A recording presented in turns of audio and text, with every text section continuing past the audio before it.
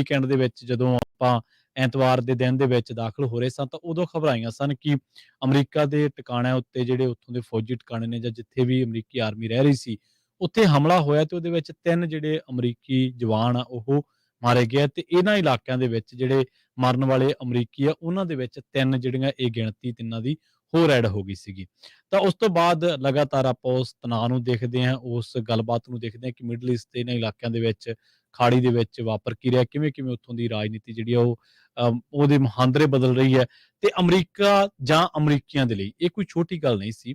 America ਜਾਂ ਅਮਰੀਕੀਆਂ ਦੇ ਲਈ ਛੋਟੀ ਗੱਲ ਇਸ ਲਈ ਨਹੀਂ ਸੀ ਕਿਉਂਕਿ ਇਹ ਅਮਰੀਕਾ ਦੇ ਉੱਤੇ ਇੱਕ ਹਮਲੇ ਦੇ ਵਾਂਗੂ ਇਸ ਹਮਲੇ ਨੂੰ ਦੇਖਿਆ ਜਾ ਰਿਹਾ ਤੇ ਅਮਰੀਕਾ ਨੇ ਵੀ ਉਸ ਤੋਂ ਬਾਅਦ ਆਪਣੀ ਜਿਹੜੀ ਅਪਰੋਚ ਹੈ, ਇੱਕ ਯੁੱਧ ਦੇ ਵਿੱਚ ਜਾਣ ਵਾਲੀ ਜਾਂ ਇੱਕ ਕੂਟਨੀਤਿਕ ਅਪਰੋਚ ਹੈ, ਉਹ ਉਸ ਤੋਂ ਬਾਅਦ ਅਖਤਿਆਰ ਕੀਤੀ ਹੈ, ਅਪਣਾਈ ਹੈ। ਜਿਹੜੇ ਜੰਗਾਂ ਹੁੰਦੀਆਂ ਨੇ ਉਹ ਸਿਰਫ ਆਰਮੀਜ਼ ਦੇ ਵਿਚਾਲੇ ਨਹੀਂ ਹੁੰਦੀਆਂ, ਜੰਗਾਂ ਕਈ ਵਾਰੀ ਸੰਬੰਧਿਤ ਦੇਸ਼ ਦੀ ਆਰਥਿਕਤਾ ਤੇ ਉੱਥੋਂ ਦੇ ਲੋਕਾਂ ਦੀਆਂ ਜ਼ਿੰਦਗੀਆਂ ਨੂੰ ਬੜੀ ਬੁਰੇ ਤਰੀਕੇ ਦੇ ਨਾਲ ਜਾਂ ਕਹਿ ਲਓ ਕਿ ਬੜੇ ਪ੍ਰਭਾਵਸ਼ਾਲੀ ਤਰੀਕੇ ਦੇ ਨਾਲ ਪ੍ਰਭਾਵਿਤ ਕਰਦੀਆਂ ਨੇ। ਇਸੇ ਗੱਲਬਾਤ ਨੂੰ ਆਪਾਂ ਅੱਗੇ ਤੁਰਾਂਗੇ। ਨਾਲ ਜੁੜ ਚੁੱਕੇ ਨੇ ਰਾਜਕਰਮਵੀਰ ਸਿੰਘ ਜੀ। ਰਾਜਕਰਮਵੀਰ ਸਿੰਘ ਜੀ, ਸਤਿ ਸ੍ਰੀ ਅਕਾਲ, ਸਵਾਗਤ ਹੈ ਜੀ। ਧੰਨਵਾਦ ਪ੍ਰਵੀਨ ਸ਼ਰਮਾ ਜੀ। ਪੰਜਾਬੀ ਰੇਡੀਓ USA ਸੁਣ ਦੇਖ ਰਹੇ ਸਾਰੇ ਸਰੋਤਿਆਂ ਨੂੰ ਪਿਆਰ ਭਰੀ ਨਿੱਘੀ ਸਤਿ ਸ੍ਰੀ ਅਕਾਲ ਜੀ ਨੂੰ ਆਖਦੇ ਹਾਂ। ਸੋ ਬਿਲਕੁਲ ਜਿੱਦਾਂ ਤੁਸੀਂ ਇਹ ਦੱਸਿਆ ਆ ਪ੍ਰਵੀਨ ਜੀ ਵੀ ਇਸ ਟਾਈਮ ਕੀ ਜਿਹੜਾ ਉਹ ਚੱਲ ਰਿਹਾ ਆ। ਜੀ ਜੀ, 3 ਫੌਜੀ ਮਾਰੇ ਜਾਂਦੇ ਨੇ US ਤੇ। ਜੀ, ਬਹੁਤ ਵੱਡੀ ਗੱਲ ਆ, ਬਹੁਤ ਵੱਡੀ ਗੱਲ। ਇੱਕ ਡਰੋਨ ਦਾ ਹਮਲਾ ਜਿਹੜਾ ਉਹ ਹੁੰਦਾ ਆ ਜੀ, ਨਲਾਇਕੀ ਕਿਤੇ ਨਾ ਕਿਤੇ ਇੱਧਰ ਇਸ ਗੱਲੋਂ ਰਹਿ ਗਈ, ਇਹ ਭੁਲੇਖਾ ਖਾ ਗਏ, ਗੱਚ ਖਾ ਗਏ। ਇਹ ਕਹਿੰਦੇ ਵੀ ਸ਼ਾਇਦ ਇਹ ਸਾਡਾ ਆਪਣਾ ਹੀ ਡਰੋਨ ਆ, ਪਰ ਨਿਕਲਿਆ ਡਰੋਨ ਕੋਈ ਹੋਰ ਪਾਸੇ। ਉਹ ਵਿਰੋਧੀਆਂ ਦਾ ਜਿਹੜਾ ਉਹ ਡਰੋਨ ਨਿਕਲਿਆ ਤੇ ਇਹ ਉਹ ਹਮਲਾ ਕਰ ਗਿਆ। 3 ਜਣੇ ਜਿਹੜੇ 3 ਫੌਜੀ ਮਾਰੇ ਗਏ। ਫਿਰ ਉਸ ਤੋਂ ਬਾਅਦ ਦੇ ਵਿੱਚ ਜਦੋਂ ਵੀ ਕਿਤੇ ਅਮਰੀਕੀ ਫੌਜੀ ਏਦਾਂ ਮਾਰਿਆ ਜਾਂਦਾ, ਉੱਤੇ ਹਮਲਾ ਹੁੰਦਾ ਆ, ਉਹਦੀ ਜਵਾਬੀ ਕਾਰਵਾਈ ਹੁੰਦੀ ਆ। ਹੁਣ US ਬਿਲਕੁਲ ਤਿਆਰੀ ਵਿੱਢੀ ਬੈਠਾ ਹੈ। ਪ੍ਰੈਜ਼ੀਡੈਂਟ ਜਿਹੜੇ ਬਾਈਡਨ ਉਹਨਾਂ ਨੇ ਐਲਾਨ ਜਿਹੜਾ ਉਹ ਕਰ ਦਿੱਤਾ ਵੀ ਅਸੀਂ ਏਦਾਂ ਹਮਲੇ ਕਰਨੇ, ਇੱਥੇ ਕਰਨੇ ਆ। ਹੁਣ ਕਈ ਜਣੇ ਇਸ ਚੀਜ਼ ਦੇ ਉੱਤੇ ਇਹ ਕਰ ਰਹੇ ਆ ਵੀ ਭਾਈ ਦੱਸ ਕੇ ਕਾਹਦੇ ਹਮਲੇ ਕਰ ਰਹੇ ਆ।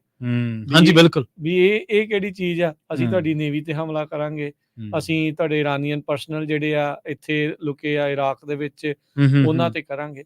ਪਰ ਫਿਰ ਵੀ ਬਾਹਰਲੇ ਮੁਲਕਾਂ ਦੇ ਵਿੱਚ ਏਦਾਂ ਉਹ ਕਹਿ ਕੇ ਇਸ ਟਾਈਮ ਜਿਹੜਾ ਉਹ ਕਰਨ ਜਾ ਰਹੇ ਹੈਗੇ ਆ। ਇਸ ਟਾਈਮ ਤਣਾਅ ਜਿਹੜਾ ਬਹੁਤ ਜ਼ਿਆਦਾ ਵਧਿਆ ਪਿਆ ਹੈ। ਲੰਘੇ ਦਿਨਾਂ ਦੇ ਵਿੱਚ ਪ੍ਰਵੀਨ ਜੀ ਯਾਦ ਹੋਣਾ ਆਪਾਂ ਦੇਖਿਆ ਸੀ ਪਾਕਿਸਤਾਨ ਅਤੇ ਇਰਾਨ ਦੇ ਦਰਮਿਆਨ ਵੀ ਜਿਹੜੀਆਂ ਝੜਪਾਂ ਹੋਈਆਂ।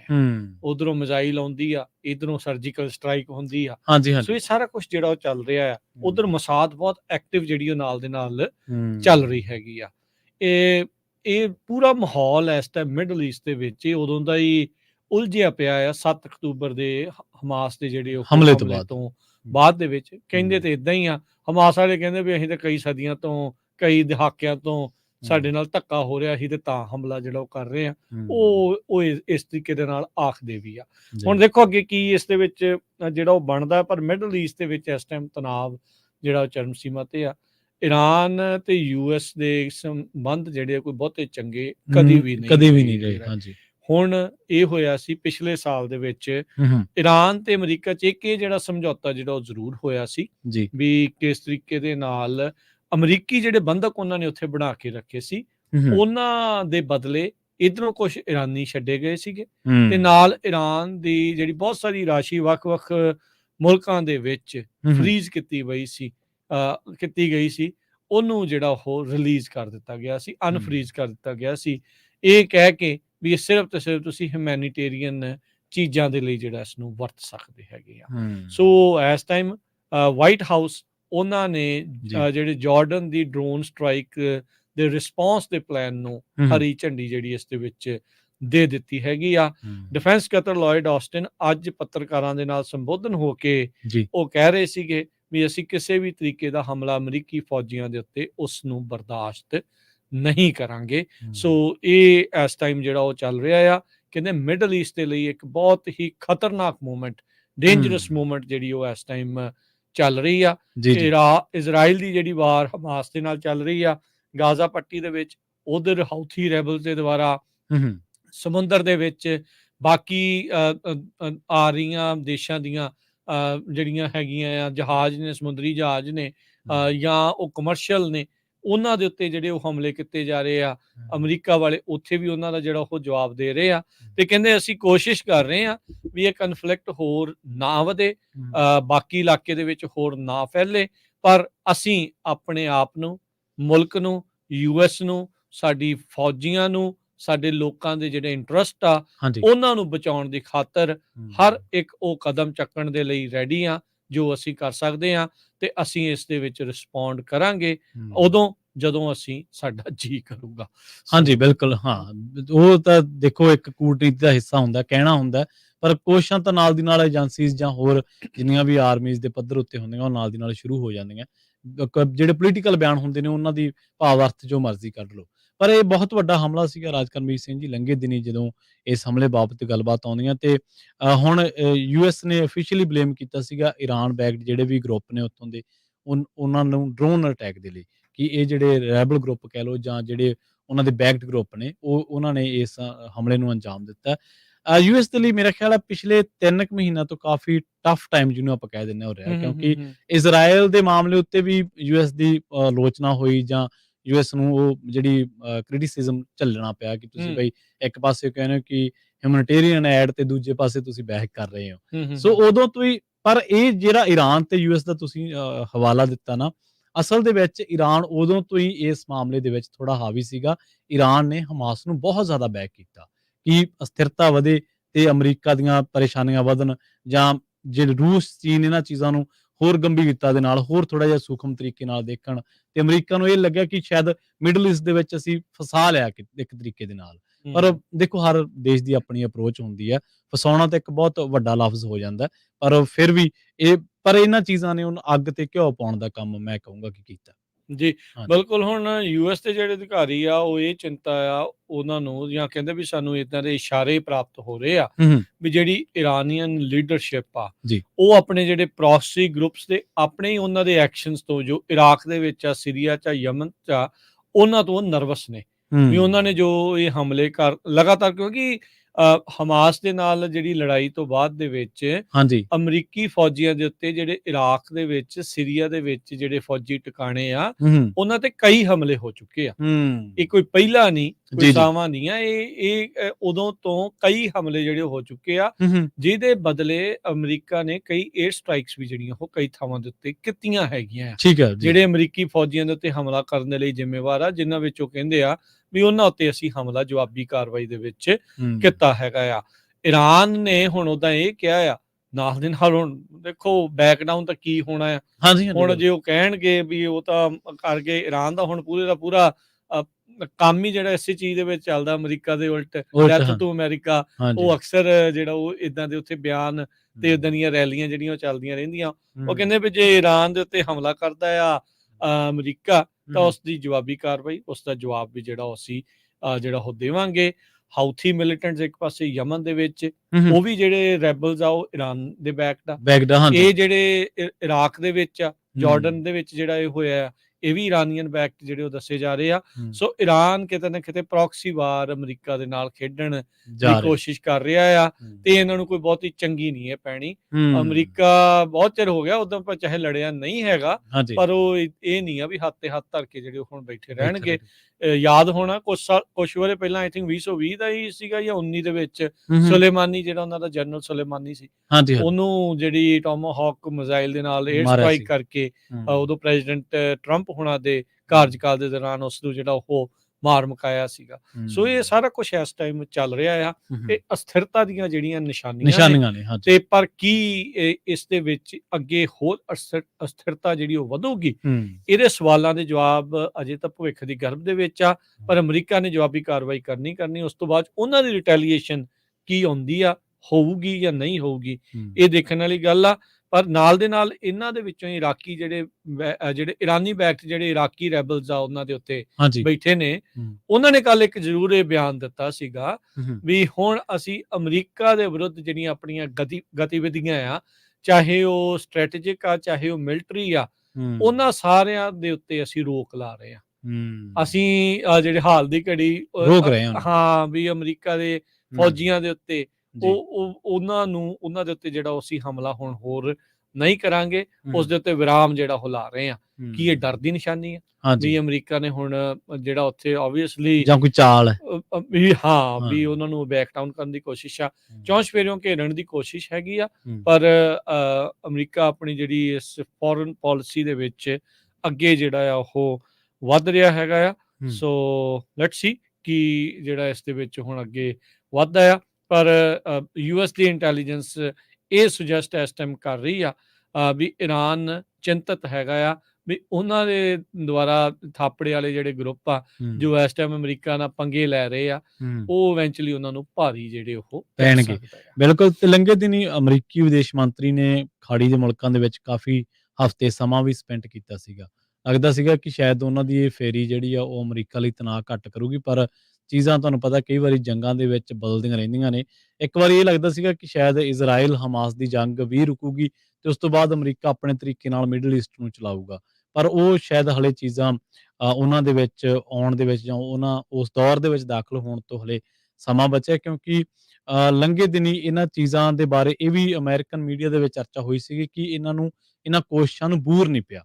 ਐਂਟਨੀ ਬਲਿੰਕਨ ਹਾਲਾਂਕਿ ਆਪਣੇ ਪੱਧਰ ਤੇ ਕਰਦੇ ਰਹੇ, ਪਰ ਫਿਰ ਵੀ ਉਹ ਸਿੱਟੇ ਨਹੀਂ ਕੱਢ ਕੇ ਲਿਆ ਸਕੇ ਜਾਂ ਦੇ ਸਕੇ ਜਿਹੜੇ ਉਹ ਚਾਹੁੰਦੇ ਸੀਗੇ। ਬਿਲਕੁਲ। ਇੱਕ ਚੀਜ਼ ਜਿਹੜੀ ਹੋਰ ਇਸ ਪੂਰੇ ਮਾਮਲੇ ਵਿੱਚ ਜਿਹੜੀ ਇਸ ਟਾਈਮ ਜਿਹੜੀ ਦੇਖਣ ਵਾਲੀ ਆ, US ਦੀ ਇੰਟੈਲੀਜੈਂਸ ਇਹ ਸੁਜੈਸਟ ਕਰ ਰਹੀ ਹੈ ਇੰਡੀਆ ਨੂੰ ਹੁਣ ਈਰਾਨ ਦੇ ਖੇਮੇ 'ਚ ਰੱਖਦੇ ਆ। ਅੱਛਾ, ਠੀਕ ਹੈ। ਹਾਂ, ਉਹ ਕਹਿੰਦੇ ਵੀ ਜਿਹੜੇ ਹਾਊਥੀ ਮਿਲੀਟੈਂਟ ਇਸ ਟਾਈਮ ਉੱਥੇ ਜਿਹੜੇ ਸ਼ਿਪਿੰਗ ਲੇਨਸ ਦੇ ਉੱਤੇ, ਕਮਰਸ਼ੀਅਲ ਸ਼ਿਪਿੰਗ ਲੇਨਸ ਦੇ ਉੱਤੇ ਹਮਲੇ ਕਰ ਰਹੇ ਆ, ਕਹਿੰਦੇ ਵੀ ਉਹ ਇਕਨੋਮਿਕ ਇੰਟਰਸਟ ਜਿਹੜੇ ਉਹ ਦੋਨਾਂ ਹੀ ਉਹਨਾਂ ਮੁਲਕਾਂ ਦਾ ਆਪ ਹੀ ਉਹ ਖਤਰੇ 'ਚ ਪਾ ਰਹੇ ਆ, ਚੀਨ ਦਾ ਵੀ ਇੰਡੀਆ ਦਾ। ਜਿਹੜੇ ਈਰਾਨ ਦੇ ਕਹਿੰਦੇ ਕੀ ਐਲਾਈਜ਼ ਆ, ਇਹ ਇੰਡੀਆ ਦੇ ਦੁਆਲੇ ਹੁਣ ਪੱਕੇ ਹੋਏ ਪਏ ਆ। ਹਾਂਜੀ, ਲੰਘੇ ਦਿਨੀ ਇੱਕ ਸਟੇਟਮੈਂਟ ਵੀ ਚਰਚਾ ਦੇ ਵਿੱਚ ਆਈ ਸੀ। ਇਹ ਕਹਿ ਰਹੇ ਸੀ ਅਮਰੀਕਾ ਵਾਲੇ ਕਿ ਭਾਰਤ ਸਾਡਾ ਸਹਿਯੋਗ ਨਹੀਂ ਕਰ ਰਿਹਾ ਹਾਊਦੀਜ਼ ਦੇ ਨਾਲ ਨਿਪਟਣ ਦੇ ਵਿੱਚ। ਜੀ, ਸੋ ਇਹ ਸਾਰੀਆਂ ਚੀਜ਼ਾਂ ਇਸ ਟਾਈਮ ਪ੍ਰਵੀਨ ਜੀ ਜਿਹੜੀਆਂ ਇਹ ਚੱਲ ਰਹੀਆਂ ਆ। ਤਹਿਰਾਨ ਦੀਆਂ ਮੁਸ਼ਕਿਲਾਂ ਜਿਹੜੀਆਂ ਉਹ ਲਗਾਤਾਰ ਇਸ ਦੇ ਵਿੱਚ ਵੱਧ ਸਕਦੀਆਂ ਆ ਤੇ ਇਹ ਇਸ ਦੇ ਜਿਹੜੇ ਇਹਨਾਂ ਨੂੰ ਇਵੈਂਚੁਅਲੀ ਆ ਉਹ ਸਿੱਟੇ ਭੁਗਤਣੇ ਪੈਣੇ ਆ, ਜਿਹੜੇ ਅਮਰੀਕੀ ਫੌਜੀਆਂ ਨੂੰ ਜਿਹੜਾ ਉਹ ਇਹਨਾਂ ਨੇ ਮਾਰਿਆ।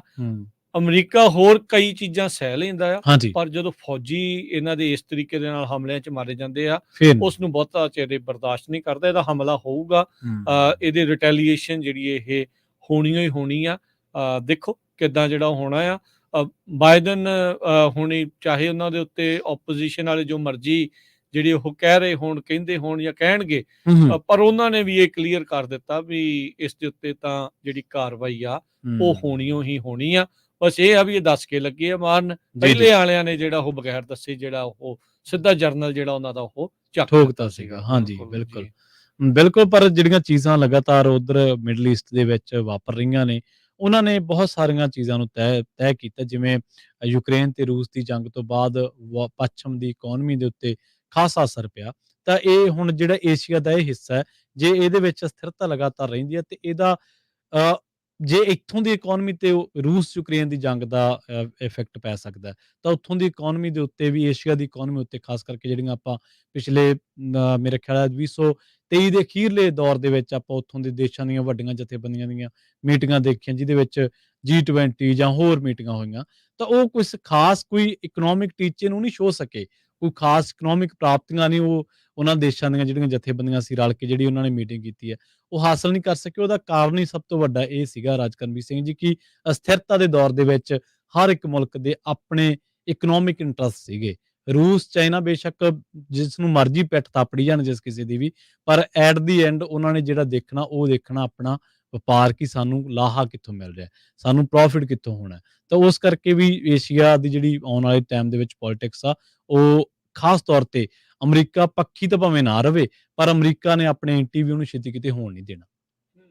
ਨਹੀਂ, ਬਿਲਕੁਲ ਸਹੀ ਗੱਲ ਆ ਪ੍ਰਵੀਨ ਜੀ। ਇਸੇ ਦੇ ਵਿੱਚ ਹੀ ਜਿਹੜਾ ਅੱਗੇ ਇਹ ਦੱਸਦੇ ਨੇ ਵੀ ਜਿਹੜੇ ਹਾਊਥੀਜ਼ ਦੇ ਉੱਤੇ ਈਰਾਨ ਦਾ ਬਹੁਤਾ ਕੰਟਰੋਲ ਨਹੀਂ ਹੈਗਾ। ਅੱਛਾ, ਉਹ ਬਹੁਤੇ ਖੁੱਲੇ ਹੀ ਚੱਲ ਰਹੇ ਆ ਇਹਨਾਂ ਤੋਂ। ਹਾਂ, ਸਪੋਰਟ ਉਹ ਜ਼ਰੂਰ ਕਰ ਰਹੇ ਆ। ਕਹਿੰਦੇ ਵੀ ਇਹਨਾਂ ਨੇ ਮੋਨੀਟਰਿੰਗ ਵਗੈਰਾ ਦੇ ਵਿੱਚ ਈਰਾਨ ਵਾਲਿਆਂ ਨੇ ਥੋੜੀ ਇੰਟੈਲੀਜੈਂਸ ਸਪੋਰਟ ਜਿਹੜੀ ਜ਼ਰੂਰ ਹਾਊਥੀਜ਼ ਨੂੰ ਦਿੱਤੀ ਆ, ਪਰ ਇਹਨਾਂ ਦੇ ਲਈ, ਈਰਾਨ ਦੇ ਲਈ ਇਹ ਖੁਦ ਗਲੇ ਦੀ ਹੱਡੀ ਜਿਹੜੀ ਉਹ ਬਣ ਸਕਦੇ ਆ, ਕਿਉਂਕਿ ਉਹ ਉਹਨਾਂ ਦੇ ਕੰਟਰੋਲ ਦੇ ਵਿੱਚ ਨਹੀਂ ਆ। ਉਹਨਾਂ ਦੀਆਂ ਹੋਰ ਜਿਹੜੀ ਪ੍ਰੋਕਸੀ ਗਰੁੱਪਸ ਹੈਗੇ ਆ ਇਰਾਕ 'ਚ, ਸੀਰੀਆ ਦੇ ਵਿੱਚ, ਹੋਰ ਥਾਵਾਂ ਦੇ ਉੱਤੇ, ਉਹ ਮੇ ਵੀ ਈਰਾਨ ਦੇ ਕਹਿਣੇ ਦੇ ਵਿੱਚ ਹੋਣ, ਪਰ ਰਾਈਟ ਨਾਓ ਹਾਊਥੀਜ਼ ਜਿਹੜੇ ਆ ਉਹਨਾਂ ਦੇ ਕਹਿਣੇ ਤੋਂ ਬਾਹਰ ਜਿਹੜਾ ਉਹ ਇਸ ਟਾਈਮ ਚੱਲ ਰਹੇ ਹੈਗੇ ਆ। ਸੋ ਅੱਗੇ ਕੀ ਹੁੰਦਾ ਆ ਉਹ ਦੇਖਦੇ ਆ।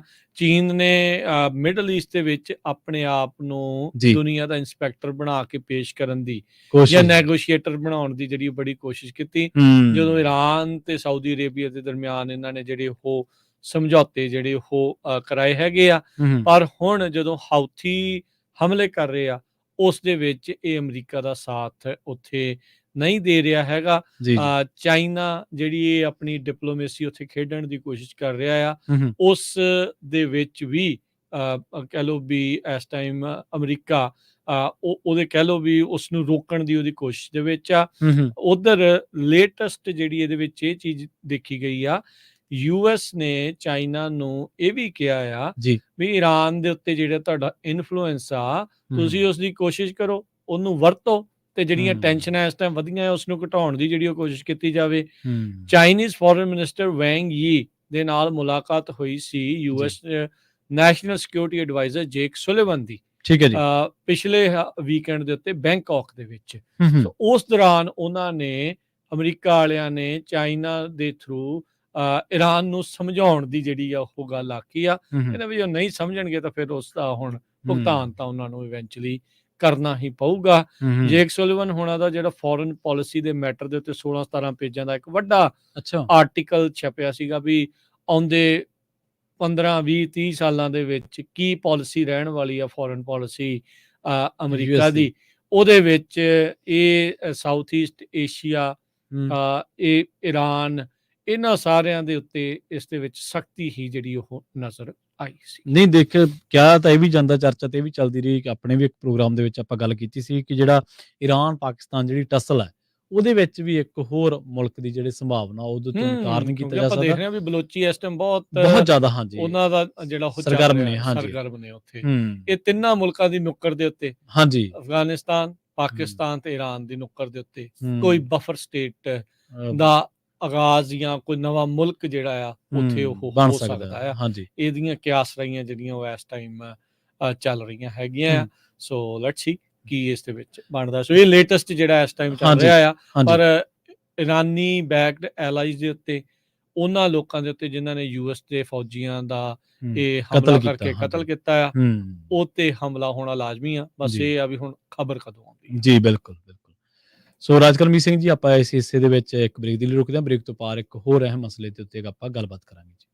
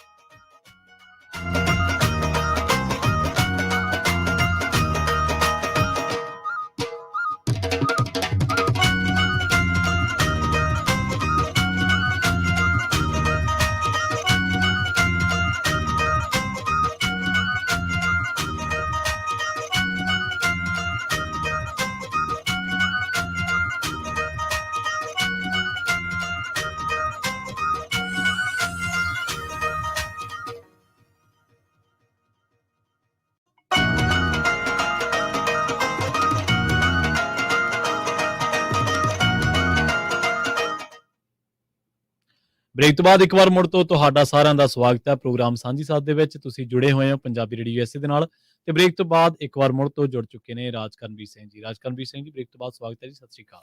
ਧੰਨਵਾਦ ਪ੍ਰਵੀਨ ਜੀ, ਸਭ ਨੂੰ ਜੀ ਆਇਆਂ ਨੂੰ ਇੱਕ ਵਾਰੀ ਫੇਰ ਪਿਆਰ ਭਰੀ ਸਤਿ ਸ਼੍ਰੀ ਅਕਾਲ। ਜੀ ਟਵਿੱਟਰ ਤੇ ਵੀ ਹੁਣ ਆਪਾਂ ਜਿਹੜਾ ਉਹ ਲਾਈਵ ਲਗਾਤਾਰ ਜਿਹੜਾ ਉਹ ਨਾਲ ਕਰਾਂਗੇ, ਇੰਸਟਾਗ੍ਰਾਮ ਦੇ ਉੱਤੇ ਵੀ, ਜੀ ਜੀ ਫੇਸਬੁੱਕ, YouTube ਦੇ ਉੱਤੇ ਵੀ ਟਰਾਈ ਕਰ ਰਹੇ ਹਾਂ। ਤਕਰੀਬਨ ਸਾਰੇ ਜਿੰਨੇ ਵੀ ਸੋਸ਼ਲ ਮੀਡੀਆਜ਼ ਆ, ਰੰਬਲ ਆ, ਹਾਂਜੀ ਕੁਛ ਵੀ ਆ, ਹਾਂਜੀ ਉੱਤੇ ਤੁਸੀਂ ਪੰਜਾਬੀ ਰੇਡੀਓ USA ਨੂੰ ਜਿਹੜਾ ਉਹ ਸੁਣ ਦੇਖ ਹਮ, ਜਿਹੜਾ ਹੋ ਸਕੋਗੇ, ਤਾਂ ਜੋ ਜਿਹੜੇ ਬਹੁਤ ਸਾਰੇ ਜਿਹੜੇ ਸਰੋਤੇ ਵੱਖ-ਵੱਖ ਪਲੇਟਫਾਰਮਸ ਦੇ ਉੱਤੇ ਹੁੰਦੇ ਆ ਦੇਖਣ ਵਾਲੇ ਆ, ਹਮ, ਵੀ ਉਹ ਉੱਥੇ ਜਿਹੜਾ ਉਹਨਾਂ ਤੱਕ ਜਿਹੜੀ ਸਾਡੀ ਉਹ ਪਹੁੰਚ ਆ ਉਹ ਹਾਂਜੀ ਬਣੀ ਜਿਹੜੀ ਉਹ ਰਵੇ। ਬਿਲਕੁਲ। ਜੇਕਰ ਤੁਸੀਂ ਹਜੇ ਤੱਕ ਇੰਸਟਾਗ੍ਰਾਮ ਤੇ ਨਹੀਂ ਜੁੜੇ ਸਾਡੇ ਨਾਲ ਤਾਂ ਫੋਲੋ ਕਰ ਸਕਦੇ ਹੋ ਉੱਥੇ ਵੀ, ਟਵਿੱਟਰ ਟਵਿੱਟਰ ਤੇ ਵੀ ਤੁਸੀਂ ਸਾਨੂੰ ਫੋਲੋ ਕਰ ਸਕਦੇ ਹੋ। ਟਵਿੱਟਰ ਤੇ ਅਸੀਂ ਪੋਸਟ ਵਗੈਰਾ ਘੱਟ ਕਰਦੇ ਆ, ਪਰ ਹੁਣ ਵੀਡੀਓਜ਼ ਵਗੈਰਾ ਜਿਹੜੀਆਂ ਤੁਹਾਨੂੰ ਉੱਥੇ ਕਾਫੀ ਹਾਂਜੀ ਬਿਲਕੁਲ ਜਿਹੜੀਆਂ ਦੇਖਣ ਨੂੰ, ਜਿਹੜੀਆਂ ਲਾਈਵ ਜਿਹੜੀਆਂ ਆ ਉਹ ਦੇਖਣ ਨੂੰ ਜਿਹੜੇ ਉਹ ਮਿਲਿਆ ਕਰਨਗੀਆਂ। ਹਾਂਜੀ ਇਲਨ ਮਸਕ ਨੇ ਜਿਹੜਾ ਉੱਥੇ ਕੰਮ ਚੱਕਿਆ ਹੈਗਾ, ਹਮ, ਸੋ ਫਾਰਮਰਲੀ ਟਵਿੱਟਰ ਨਾਓ ਐਕਸ।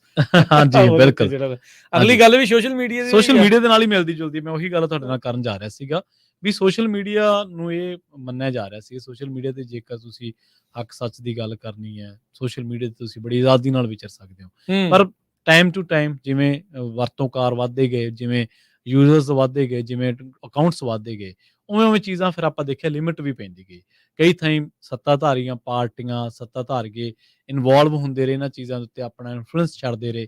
ਸਰਕਾਰਾਂ ਨੇ ਆਪਣੇ ਤਰੀਕੇ ਨਾਲ ਇਹਨਾਂ ਚੀਜ਼ਾਂ ਨੂੰ ਚਲਾਉਣਾ ਚਾਹਿਆ। ਅਮਰੀਕਾ ਦੇ ਵਿੱਚ ਕਹਿੰਦੇ ਲੰਘੇ ਦਿਨੀ ਖਾਸੀ ਚਰਚਾ ਹੋਈ ਹੈ ਤੇ ਇੱਕ ਚਰਚਾ ਤੋਂ ਬਾਅਦ ਇੱਕ ਸ਼ਬਦ ਅੱਗੇ ਵੀ ਵਰਤ ਲੈਂਦੇ, ਝਾੜਾਂ ਵੀ ਪਈਆਂ ਨੇ ਸੋਸ਼ਲ ਮੀਡੀਆ ਤੇ। ਬਿਲਕੁਲ ਪ੍ਰਵੀਨ ਜੀ, ਇਹ ਜਿਹੜੀ ਚੀਜ਼ ਦੇਖੀ ਗਈ ਆ, ਸ਼ਰੇਆਮ ਹੀ ਜਿਹੜੇ ਸੈਨੇਟਰ ਲਿੰਡਸੀ ਗ੍ਰਾਮ ਨੇ, ਹਾਂਜੀ ਸਾਊਥ ਕੈਰੋਲੀਨਾ ਤੋਂ, ਜਦੋਂ ਜ਼ਕਰਬਰਗ ਮੋਹਰੇ ਬੈਠਾ ਸੀ ਕੁਰਸੀ ਦੇ ਉੱਤੇ, ਉਹਨੂੰ ਗੱਲਾਂ ਪੁੱਛੀਆਂ ਜਾ ਰਹੀਆਂ ਸੀ, ਉਹ ਸੁਣਾ ਰਿਹਾ ਸੀ, ਉਹਨੂੰ ਸੁਣਾਈਆਂ ਜਾ ਰਹੀਆਂ ਸੀ, ਤਾਂ ਉਹਨਾਂ ਨੇ ਕਿਹਾ ਵੀ ਤੁਹਾਡਾ ਜਿਹੜਾ ਪ੍ਰੋਡਕਟ ਆ ਬਹੁਤ ਖਤਰਨਾਕ ਆ। ਠੀਕ ਹੈ। ਇਹੀ ਨਹੀਂ, ਤੁਹਾਡੇ ਹੱਥ ਖੂਨ ਨਾਲ ਰੰਗੇ ਆ। ਉਹ ਅੱਛਾ। You have blood on your hands. ਉਹ ਵੀ ਤੁਹਾਡੇ ਇਹਨਾਂ ਪ੍ਰੋਡਕਟ ਦੇ ਕਰਕੇ, ਸੋਸ਼ਲ ਮੀਡੀਆ ਕਰਕੇ ਲੋਕਾਂ ਦੀ ਮੌਤ ਹੋ ਰਹੀ ਆ, ਉਹ ਮੌਤ ਦੀ ਘਾਟ ਉਤਰ ਰਹੇ ਆ, ਜਾਂ ਬਹੁਤ ਹੀ ਬੁਰੇ ਹਾਲਾਤ ਜਿਹੜੇ ਹੋ ਰਹੇ ਆ। ਇਹ ਸਾਰੀਆਂ ਚਿੰਤਾਵਾਂ ਪ੍ਰਵੀਨ ਜੀ ਆਪਾਂ ਦੇਖੀਏ ਤਾਂ ਨੌਜਵਾਨ ਵਰਗ ਨੂੰ ਲੈ ਕੇ ਚਿੰਤਾਵਾਂ ਦੇ ਵਿੱਚੋਂ ਪ੍ਰਗਟੀਆਂ ਨੇ ਜੀ। ਟੀਨੇਜਰਸ ਜਿਹੜੇ ਬਾਲਗ ਹੋ ਰਹੇ ਆ, ਹਾਂਜੀ, ਜਾਂ ਐਸੀ ਅਵਸਥਾ ਦੇ ਵਿੱਚ ਆ ਜਦੋਂ ਰੈਬਲ ਹੁੰਦੇ ਆ, ਨਵੀਆਂ ਚੀਜ਼ਾਂ ਟਰਾਈ ਕਰਨੀਆਂ, ਉਹ ਐਲਗੋਰਿਦਮ ਦੇ ਧੱਕੇ ਚੜ ਜਾਂਦੇ ਆ। ਜੀ ਜੀ। ਤੇ ਐਲਗੋਰਿਦਮ ਦੇ ਧੱਕੇ ਜਿਹੜੇ ਇੱਥੇ ਤਾਂ ਆਪਾਂ ਵੱਡੇ ਵੱਡੇ ਨਹੀਂ ਜਿਹੜੇ ਉਹ ਦੇਖੇ ਬਚੇ। ਹਾਂਜੀ ਹਾਂਜੀ ਬਿਲਕੁਲ। ਉਹ ਐਸੇ ਜਿਹੜੀ ਇਸ ਦਲਦਲ ਦੇ ਵਿੱਚ ਫਸਦੇ ਆ, ਤੇ ਨੌਜਵਾਨ ਦਾ ਦਿਮਾਗ ਅਜੇ ਤਾਂ ਹੁੰਦਾ ਹੀ ਏਦਾਂ ਦਾ ਹੁੰਦਾ ਆ, ਉਹਨੂੰ ਏਦਾਂ ਦੀਆਂ ਚੀਜ਼ਾਂ ਆਕਰਸ਼ਿਤ ਬਹੁਤ ਕਰਦੀਆਂ। ਹਾਂਜੀ ਹਾਂਜੀ। ਤੇ ਉਹਦੇ ਕਰਕੇ ਜੋ ਇਸ ਟਾਈਮ ਦਿਮਾਗ ਦੇ ਵਿੱਚ ਉਹਨਾਂ ਦੇ, ਕਹਿ ਲਓ ਵੀ ਜਿੱਦਾਂ ਉਹ ਮੂਵੀ ਨਹੀਂ ਸੀ ਲੋਚਾ, ਹਾਂਜੀ, ਵੀ ਜੋ ਖਰਾਬੀ ਜਿਹੜੀ ਇਸ ਟਾਈਮ ਪੈ ਗਈ ਆ, ਜਾਂ ਕਹਿ ਲਓ ਵੀ ਉਸ ਪਾਸੇ ਵੱਲ ਨੂੰ ਆਪਾਂ ਵੱਧ ਰਹੇ ਆ, ਉਹ ਇੱਕ ਖਤਰਨਾਕ ਸਥਿਤੀ ਦੇ ਵਿੱਚ ਇਸ ਟਾਈਮ ਪਹੁੰਚੇ ਹੋਏ ਆ। ਤੇ ਉਸ ਨੂੰ ਲੈ ਕੇ ਸੈਨੇਟ ਦੀ ਜਿਹੜੀ ਇਸ ਹੀਅਰਿੰਗ ਦੇ ਵਿੱਚ ਸੋਸ਼ਲ ਮੀਡੀਆ ਨੂੰ ਕਾਫੀ ਜ਼ਿਆਦਾ ਜਿਹੜੀਆਂ ਉਹ ਝਾੜਾਂ ਪਈਆਂ ਹੈਗੀਆਂ। ਸੋਸ਼ਲ ਮੀਡੀਆ ਤੇ ਇੱਕ ਤਾਂ ਇਹ ਹੈ ਕਿ ਐਲਗੋਰਿਦਮ ਦੇ ਹਿਸਾਬ ਦੇ ਨਾਲ ਉਹ ਚੀਜ਼ਾਂ ਬੰਦੇ ਦੇ ਉੱਤੇ ਥੋਪੀਆਂ ਜਾਂਦੀਆਂ, ਜਾਂ ਉਹ ਜੇ ਇੱਕ ਵਾਰੀ ਉਸ ਚੀਜ਼ ਦੇ ਵਿੱਚ ਫਸ ਜਾਂਦਾ ਤੇ ਉਸ ਤੋਂ ਬਾਅਦ ਨਿਕਲ ਨਹੀਂ ਸਕਦਾ, ਉਹ ਹੋਰ ਪਹਿਲੂਆਂ ਨੂੰ ਦੇਖ ਨਹੀਂ ਸਕਦਾ। ਮਸਲਨ ਤੁਹਾਡਾ ਰੁਝਾਨ ਕਿਸੇ ਪੋਲੀਟੀਕਲ ਪਾਰਟੀ ਵੱਲ ਹੈ, ਜਾਂ ਤੁਸੀਂ ਕੋਈ ਪ੍ਰੋਡਕਟ ਦੇਖਦੇ ਆ, ਤਾਂ ਉਹ ਆਲਰੇਡੀ ਤੁਹਾਡੇ ਉਹ ਟਾਈਮ ਲਾਈਨ ਦੇ ਉੱਤੇ ਆਉਣੀਆਂ ਸ਼ੁਰੂ ਹੋ ਜਾਣਗੀਆਂ। ਤੁਹਾਨੂੰ ਉਹ ਜਿੰਨਾ ਵੀ ਤੁਸੀਂ ਅੱਗੇ ਦੇ ਅੱਗੇ ਸਕਰੋਲ ਕਰੋਗੇ, ਤੁਹਾਨੂੰ ਉਹੀ ਨਜ਼ਰ ਆਊਗਾ। ਪਰ ਇਹਦੇ ਨਾਲ ਦੂਜਾ ਗੱਲ ਇਹ ਹੈ ਕਿ ਰਾਜਕਰਮਵੀਰ ਸਿੰਘ ਜੀ, ਇੱਕ ਹੋਰ ਖਤਰਨਾਕ ਪਹਿਲੂ ਹੈ ਕਿ ਕੰਟਰੋਲਡ ਕੁਛ ਹਿੱਸਿਆਂ ਦੇ ਵਿੱਚ ਦੁਨੀਆ ਦੇ ਵਿੱਚ ਜਿਹੜਾ ਕੰਟਰੋਲਡ ਹੋ ਗਿਆ, ਜਾਂ ਕੰਟਰੋਲ ਕਰਨ ਦੇ ਜਿਹੜੇ ਤੌਰ ਤਰੀਕੇ ਨੇ, ਜਾਂ ਕੰਟਰੋਲ ਕਰਨ ਦੇ ਜਿਹੜੀਆਂ ਮਨਸ਼ਾਵਾਂ ਨੇ, ਉਹ ਬਹੁਤ ਜ਼ਿਆਦਾ ਖਤਰਨਾਕ ਨੇ। ਹੁਣ ਪਹਿਲਾਂ ਪ੍ਰਚਾਰਿਆ ਗਿਆ ਕਿ ਜੀ ਇਹ ਫਰੀਡਮ ਆਫ ਸਪੀਚ ਆ, ਅਸੀਂ ਬਰਕਰਾਰ ਰੱਖਾਂਗੇ। ਐਲਨ ਮਸਕ ਵਰਗੇ ਬੰਦੇ ਕਹਿੰਦੇ ਰਹੇ ਕਿ ਇਹ ਹੋਣਾ ਚਾਹੀਦਾ, ਇਹ ਟਵਿੱਟਰ ਤਾਂ ਬਹੁਤ ਵਧੀਆ ਮੰਚ ਹੈ। ਪਰ ਬਾਅਦ ਦੇ ਵਿੱਚ ਉਹੀ ਲੋਕ ਇਹ ਕਹਿੰਦੇ ਰਹੇ ਕਿ ਸਾਨੂੰ ਕਰਨਾ ਪੈਂਦਾ, ਸਰਕਾਰਾਂ ਦੇ ਆਖੇ ਚੱਲਣਾ ਪੈਂਦਾ। ਜੇਕਰ ਕੋਈ ਵੀ ਮੰਚ ਜੇਕਰ ਉਹ ਸਰਕਾਰ ਦੇ ਅਕੋਰਡਿੰਗ ਚੱਲ ਰਿਹਾ, ਤਾਂ ਉਹ ਦਿਨ ਦੂਰ ਨਹੀਂ, ਜਾਂ ਉਹ ਗੱਲ ਕੋਈ ਅਤਕਥਨੀ ਨਹੀਂ ਹੈ ਕਿ ਉਹ ਸਰਕਾਰ ਦੁਆਰਾ ਕੱਢੇ ਗਏ ਪ੍ਰੈਸ ਨੋਟ ਤੋਂ ਵੱਧ ਕੇ ਹੋਰ ਕੁਝ ਵੀ ਉਹਦੀ ਹੈਸੀਅਤ ਨਹੀਂ ਹੈ। ਤੇ ਜੇਕਰ ਤੁਸੀਂ ਸਰਕਾਰਾਂ ਦੇ ਕੱਢੇ ਪ੍ਰੈਸ ਨੋਟ ਤੇ ਹੀ ਰਿਲਾਏ ਰਹਿਣਾ, ਜੇਕਰ ਤੁਸੀਂ ਉਸ ਜਾਣਕਾਰੀ ਤੇ ਰਿਲਾਏ ਰਹਿਣਾ, ਫਿਰ ਤਾਂ ਜਿਹੜੇ ਆਮ ਜਿਹੜੇ ਬੰਦੇ ਇੰਨੀ ਮੱਥਾ ਖਪਾਈ ਕਰਦੇ ਨੇ, ਇਨਵੈਸਟੀਗੇਟਿਵ ਕਰਦੇ ਨੇ, ਜਰਨਲਿਜ਼ਮ ਕਰਦੇ ਨੇ, ਅਦਾਰੇ ਨੇ, ਜਿਹੜਾ ਇਹਨਾਂ ਜੋਖਮ, ਵਿੱਤੀ ਜੋਖਮ ਵੀ ਚੱਲਦੇ ਨੇ। ਹੁਣ ਤੁਸੀਂ ਦੇਖੋ ਨਾ ਕਿ ਹੱਕ ਸੱਚ ਦੀ ਆਵਾਜ਼ ਉਠਾਉਣ ਕਰਕੇ ਪੰਜਾਬੀ ਰੇਡੀਓ USA ਨੂੰ ਕਈ ਥਾਵਾਂ ਤੇ ਇਸ ਤਰੀਕੇ ਦੀਆਂ ਪਰੇਸ਼ਾਨੀਆਂ ਦਾ ਸਾਹਮਣਾ ਕਰਨਾ ਪੈਂਦਾ। ਸੋ ਇਹ ਕਿਉਂਕਿ ਉਹ ਟੈਕ ਹੈ, ਕੰਟੈਂਟ ਵਾਈਜ਼ ਤੁਹਾਡੇ ਨਾਲ ਰਲ ਨਹੀਂ ਸਕਦੇ, ਕੰਟੈਂਟ ਵਾਈਜ਼ ਤੁਹਾਡਾ ਮੁਕਾਬਲਾ ਨਹੀਂ ਕਰ ਸਕਦੇ, ਉਹ ਕਹਿੰਦੇ ਨੇ ਕਿ ਫਿਰ ਟੈਕਨੀਕਲ ਕੁਝ ਸ਼ਰਾਰਤਾਂ ਕਰਦੇ ਨੇ। ਬਿਲਕੁਲ, ਇਹ ਤਾਂ ਹੈ ਹੀ ਹੈ। ਜਿਹੜਾ ਹੂੰ। ਆਪਾਂ ਦੇਖੀਏ ਇਹ ਜਿਹੜੀ ਹੀਅਰਿੰਗ ਯੂਐਸ ਸੈਨੇਟ ਦੀ ਹੋਈ ਹੈ, ਜਿਸ ਦੇ ਵਿੱਚ ਜ਼ਕਰਬਰਗ ਹਾਂਜੀ। ਦੇ ਨਾਲ ਟਿਕਟੌਕ, ਹੂੰ। ਜਿਹੜਾ ਸਨੈਪਚੈਟ ਵਾਲੇ, ਸਨੈਪ, ਜੀ। ਐਕਸ ਫਾਰਮਰਲੀ ਟਵਿੱਟਰ, ਹਾਂਜੀ। ਡਿਸਕੌਰਡ, ਜੀ। ਜਿਹੜੀਆਂ ਬੇਸਿਕਲੀ ਇਹ ਲਾਈਵ ਸਟ੍ਰੀਮਿੰਗ ਪਲੇਟਫਾਰਮਸ ਆ ਜਾਂ ਸੋਸ਼ਲ ਮੀਡੀਆ ਪਲੇਟਫਾਰਮਸ ਆ, ਇਹਨਾਂ ਦੇ ਉੱਤੇ ਜਿਹੜੇ ਸਵਾਲ ਜਵਾਬ ਜਿਹੜੇ ਹੋਏ 4 ਘੰਟੇ, ਇਹ ਜਿਹੜੇ ਸਵਾਲ ਜਵਾਬ ਚੱਲਦੇ ਰਹੇ। ਜੀ ਜੀ। ਇਹ ਦੋਨੋਂ ਹੀ ਪਾਸਿਓਂ ਜਿਹੜੀਆਂ ਇਹ ਅੱਛਾ। ਚਰਚਾਵਾਂ ਜਿਹੜੀਆਂ ਉਹ ਚੱਲਦੀਆਂ ਰਹੀਆਂ। ਬੋਥ ਪਾਰਟੀਜ਼, ਮਤਲਬ ਡੈਮੋਕ੍ਰੇਟ ਤੇ ਰਿਪਬਲਿਕਨ, ਦੋਨਾਂ ਨੇ ਇਸ ਦੇ ਵਿੱਚ ਸਾਂਝੇ ਤੌਰ ਦੇ ਉੱਤੇ ਚਿੰਤਾਵਾਂ ਜਿਹੜੀਆਂ ਉਹ ਰੱਖੀਆਂ। ਜੀ। ਇੱਕ ਟਾਈਮ ਦੇ ਉੱਤੇ ਸੈਨੇਟਰ ਜੋਸ਼ ਹੌਲੀ ਜਿਹੜੇ ਆ, ਹਾਂਜੀ, ਉਹਨਾਂ ਨੇ ਮਾਰਕ ਜ਼ਕਰਬਰਗ ਨੂੰ ਖੜੇ ਕਰਕੇ ਉਹ ਕਹਿੰਦੇ ਵੀ ਪਿੱਛੇ ਦੇਖ ਜੀ, ਆ ਉਹ ਪਰਿਵਾਰ ਨੇ ਜਿਹੜੇ ਤੇਰੇ ਪ੍ਰੋਡਕਟ ਨੇ ਉਹ ਸੱਤਿਆਨਾਸ਼ ਕੀਤਾ ਹੈ, ਉਹਨੂੰ ਜੀ। ਮਾਫੀ ਮੰਗਾਉਣੀ, ਉਹਨੇ ਮਾਫੀ ਮੰਗਾਈ ਜੀ, ਤੇ ਮਾਰਕ ਜ਼ਕਰਬਰਗ ਨੂੰ ਉੱਥੇ ਮਾਫੀ ਮੰਗਣੀ ਪਈ। ਉਹਨੂੰ ਅਪੋਲੋਜਾਈਜ਼ ਕੀਤਾ ਉਹਨਾਂ ਫੈਮਿਲੀਜ਼ ਤੋਂ ਜਿਹੜੇ ਸੋਸ਼ਲ ਮੀਡੀਆ ਕਰਕੇ ਜਿਨ੍ਹਾਂ ਦੇ ਬੱਚਿਆਂ ਨੂੰ ਨੁਕਸਾਨ ਪਹੁੰਚਿਆ ਹੈ। ਜੀ। ਬਹੁਤ ਹੀ ਕਹਿ ਲਓ ਵੀ ਮਾਹੌਲ ਗਰਮਾਇਆ ਉੱਥੇ ਜਿਹੜਾ ਹੋ ਰਿਹਾ ਹੈ। ਬਾਕੀ ਜਿਹੜੇ ਸਰੋਤੇ, ਤੁਸੀਂ ਵੀ ਆਪਣੇ ਵਿਚਾਰ ਜਿਹੜੇ ਉਹ ਸਾਂਝੇ ਕਰ ਸਕਦੇ ਆ। ਹਾਂਜੀ। ਸਟੂਡੀਓ ਦਾ ਨੰਬਰ 408-272-5200, ਚਾਹੇ ਉਹ ਇਰਾਨ ਯੂਐਸ ਦੇ ਮਾਮਲੇ ਨੂੰ ਲੈ ਕੇ ਆ ਤੇ ਚਾਹੇ ਇਹ ਸੋਸ਼ਲ ਮੀਡੀਆ ਦੇ ਮਾਮਲੇ ਨੂੰ ਲੈ ਕੇ ਆ। ਕੀ ਲੱਗਦਾ ਆ ਵੀ ਕੀ ਇਹ ਸੋਸ਼ਲ ਮੀਡੀਆ ਵਾਲੇ ਸੁਧਰ ਜਾਣਗੇ? ਜੀ। ਕੀ ਇਹ ਲੱਗਦਾ ਆ ਵੀ ਇਹ ਨਿਆਣਿਆਂ ਦੇ ਉੱਤੇ ਜੋ ਇਹਨਾਂ ਨੇ ਇਸ ਟਾਈਮ ਜਾਲ ਬੁਣਿਆ, ਨਿਆਣੇ ਕੀ ਸਿਆਣੇ ਕੀ, ਤੁਸੀਂ ਆਪਣੀ ਕਮਿਊਨਿਟੀ ਦੇ ਵਿੱਚ ਦੇਖ ਲਓ। ਹਾਂਜੀ। 40-50 ਸਾਲ ਤੋਂ ਵੱਧ ਦੀ ਉਮਰ ਵਾਲੇ ਲੋਕ ਇਸ ਟਾਈਮ WhatsApp ਦੇ ਤੇ Facebook ਦੇ ਬਹੁਤ ਜ਼ਿਆਦਾ ਸ਼ਿਕਾਰ ਨੇ। YouTube ਤੇ ਕੋਈ ਵੀ ਸੋਸ਼ਲ ਮੀਡੀਆ ਜਿਹੜਾ ਉਹ ਤੁਸੀਂ ਜਿਹੜਾ ਉਹ ਲਾ ਲਓ ਵੀ ਹਾਲਾਤ ਕੋਈ ਬੜੇ ਚੰਗੇ ਨਹੀਂ ਹੈਗੇ। ਵੀ ਇਹਨਾਂ ਦਾ ਕੀ ਤੁਹਾਡੇ ਹਿਸਾਬ ਦੇ ਨਾਲ ਕੀ ਹੋਣਾ ਚਾਹੀਦਾ, ਕੀ ਹੋ ਸਕਦਾ ਆ?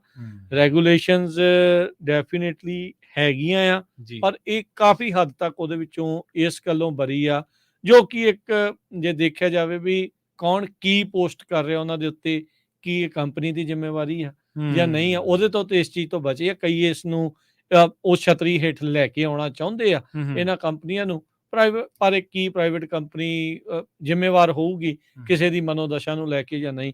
ਕੱਲ ਪਰਸੋਂ ਖਬਰ ਕੀਤੀ ਹੈ ਜੀ, ਇੱਕ ਮੁੰਡੇ ਨੇ ਆਪਣੇ ਪਿਓ ਦਾ ਸਿਰ ਕਲਮ ਕਰਕੇ ਜਿਹੜੀ ਵੀਡੀਓ ਬਣਾਈ, ਉਹ ਕਹਿ ਰਿਹਾ ਵੀ ਜਿੰਨੇ ਵੀ ਫੈਡਰਲ EMPLOYE ਆ ਉਹ ਮਾਰ ਦੋ। ਉਹ ਮੈਂ ਦੇਖ ਰਿਹਾ ਸੀ ਉਸ ਖਬਰ ਦੇ ਉੱਤੇ ਕਈ ਜਿਹੜੇ ਆ ਉਹ ਇਹ ਕਹਿ ਰਹੇ ਸੀ, ਬਾਕੀ ਗੱਲਾਂ ਤੇ ਚਲੋ ਛੱਡੋ, ਇੱਕ ਗੱਲ ਤੇ ਇਹਦੀ ਠੀਕ ਆ ਵੀ ਜਿਹੜਾ ਇਹ ਕਹਿ ਰਹੇ ਆ ਵੀ ਫੈਡ ਵਾਲੇ ਜਿਹੜੇ ਉਹ ਕਰ ਦੇਣੇ ਚਾਹੀਦੇ। ਕਿੱਥੇ ਤੱਕ ਗੱਲ ਰੇਟ ਦੇਖੋ, ਐਕਸਟ੍ਰੀਮ ਲੈਵਲ ਦੇਖੋ ਤੁਸੀਂ। ਹਾਂ, ਇੱਥੇ ਜਦੋਂ ਫਿਰ ਪ੍ਰੋਬਲਮ ਆ ਜਾਂਦੀ ਆ ਪ੍ਰਵੀਨ ਜੀ, ਵੀ ਜਦੋਂ ਕਰਦੇ ਆ ਇਸ ਦੇ ਵਿੱਚ ਸੈਂਸਰ ਕਿਸੇ ਨੂੰ, ਫਿਰ ਕੁਐਸਚਨ ਜਿਹੜਾ ਆ ਉਹ ਆ ਜਾਂਦਾ ਫਰੀडम ਆਫ ਐਕਸਪ੍ਰੈਸ਼ਨ ਤੇ ਸਪੀਚ ਦਾ। ਹਾਂਜੀ, ਠੀਕ ਹੈ ਨਾ। ਜੇ ਨਾ ਜਾਣ ਦੋ ਤਾਂ ਕਹਿੰਦੇ ਸੈਂਸਰ ਆ, ਹਾਂਜੀ, ਤੇ ਜੇ ਇਹਨੂੰ ਰੋਕਦੇ ਆ ਤੇ ਉਹ ਕਹਿੰਦੇ ਵੀ ਇਹਦੇ ਅੰਦਰ, ਕਿਉਂਕਿ ਇਸ ਦੀ ਆੜ ਦੇ ਵਿੱਚ ਫਿਰ ਕਿਸੇ ਨੂੰ ਵੀ ਰੋਕਿਆ ਜਾ ਸਕਦਾ, ਵੀ ਸਾਨੂੰ ਨਹੀਂ ਠੀਕ ਲੱਗ ਰਿਹਾ।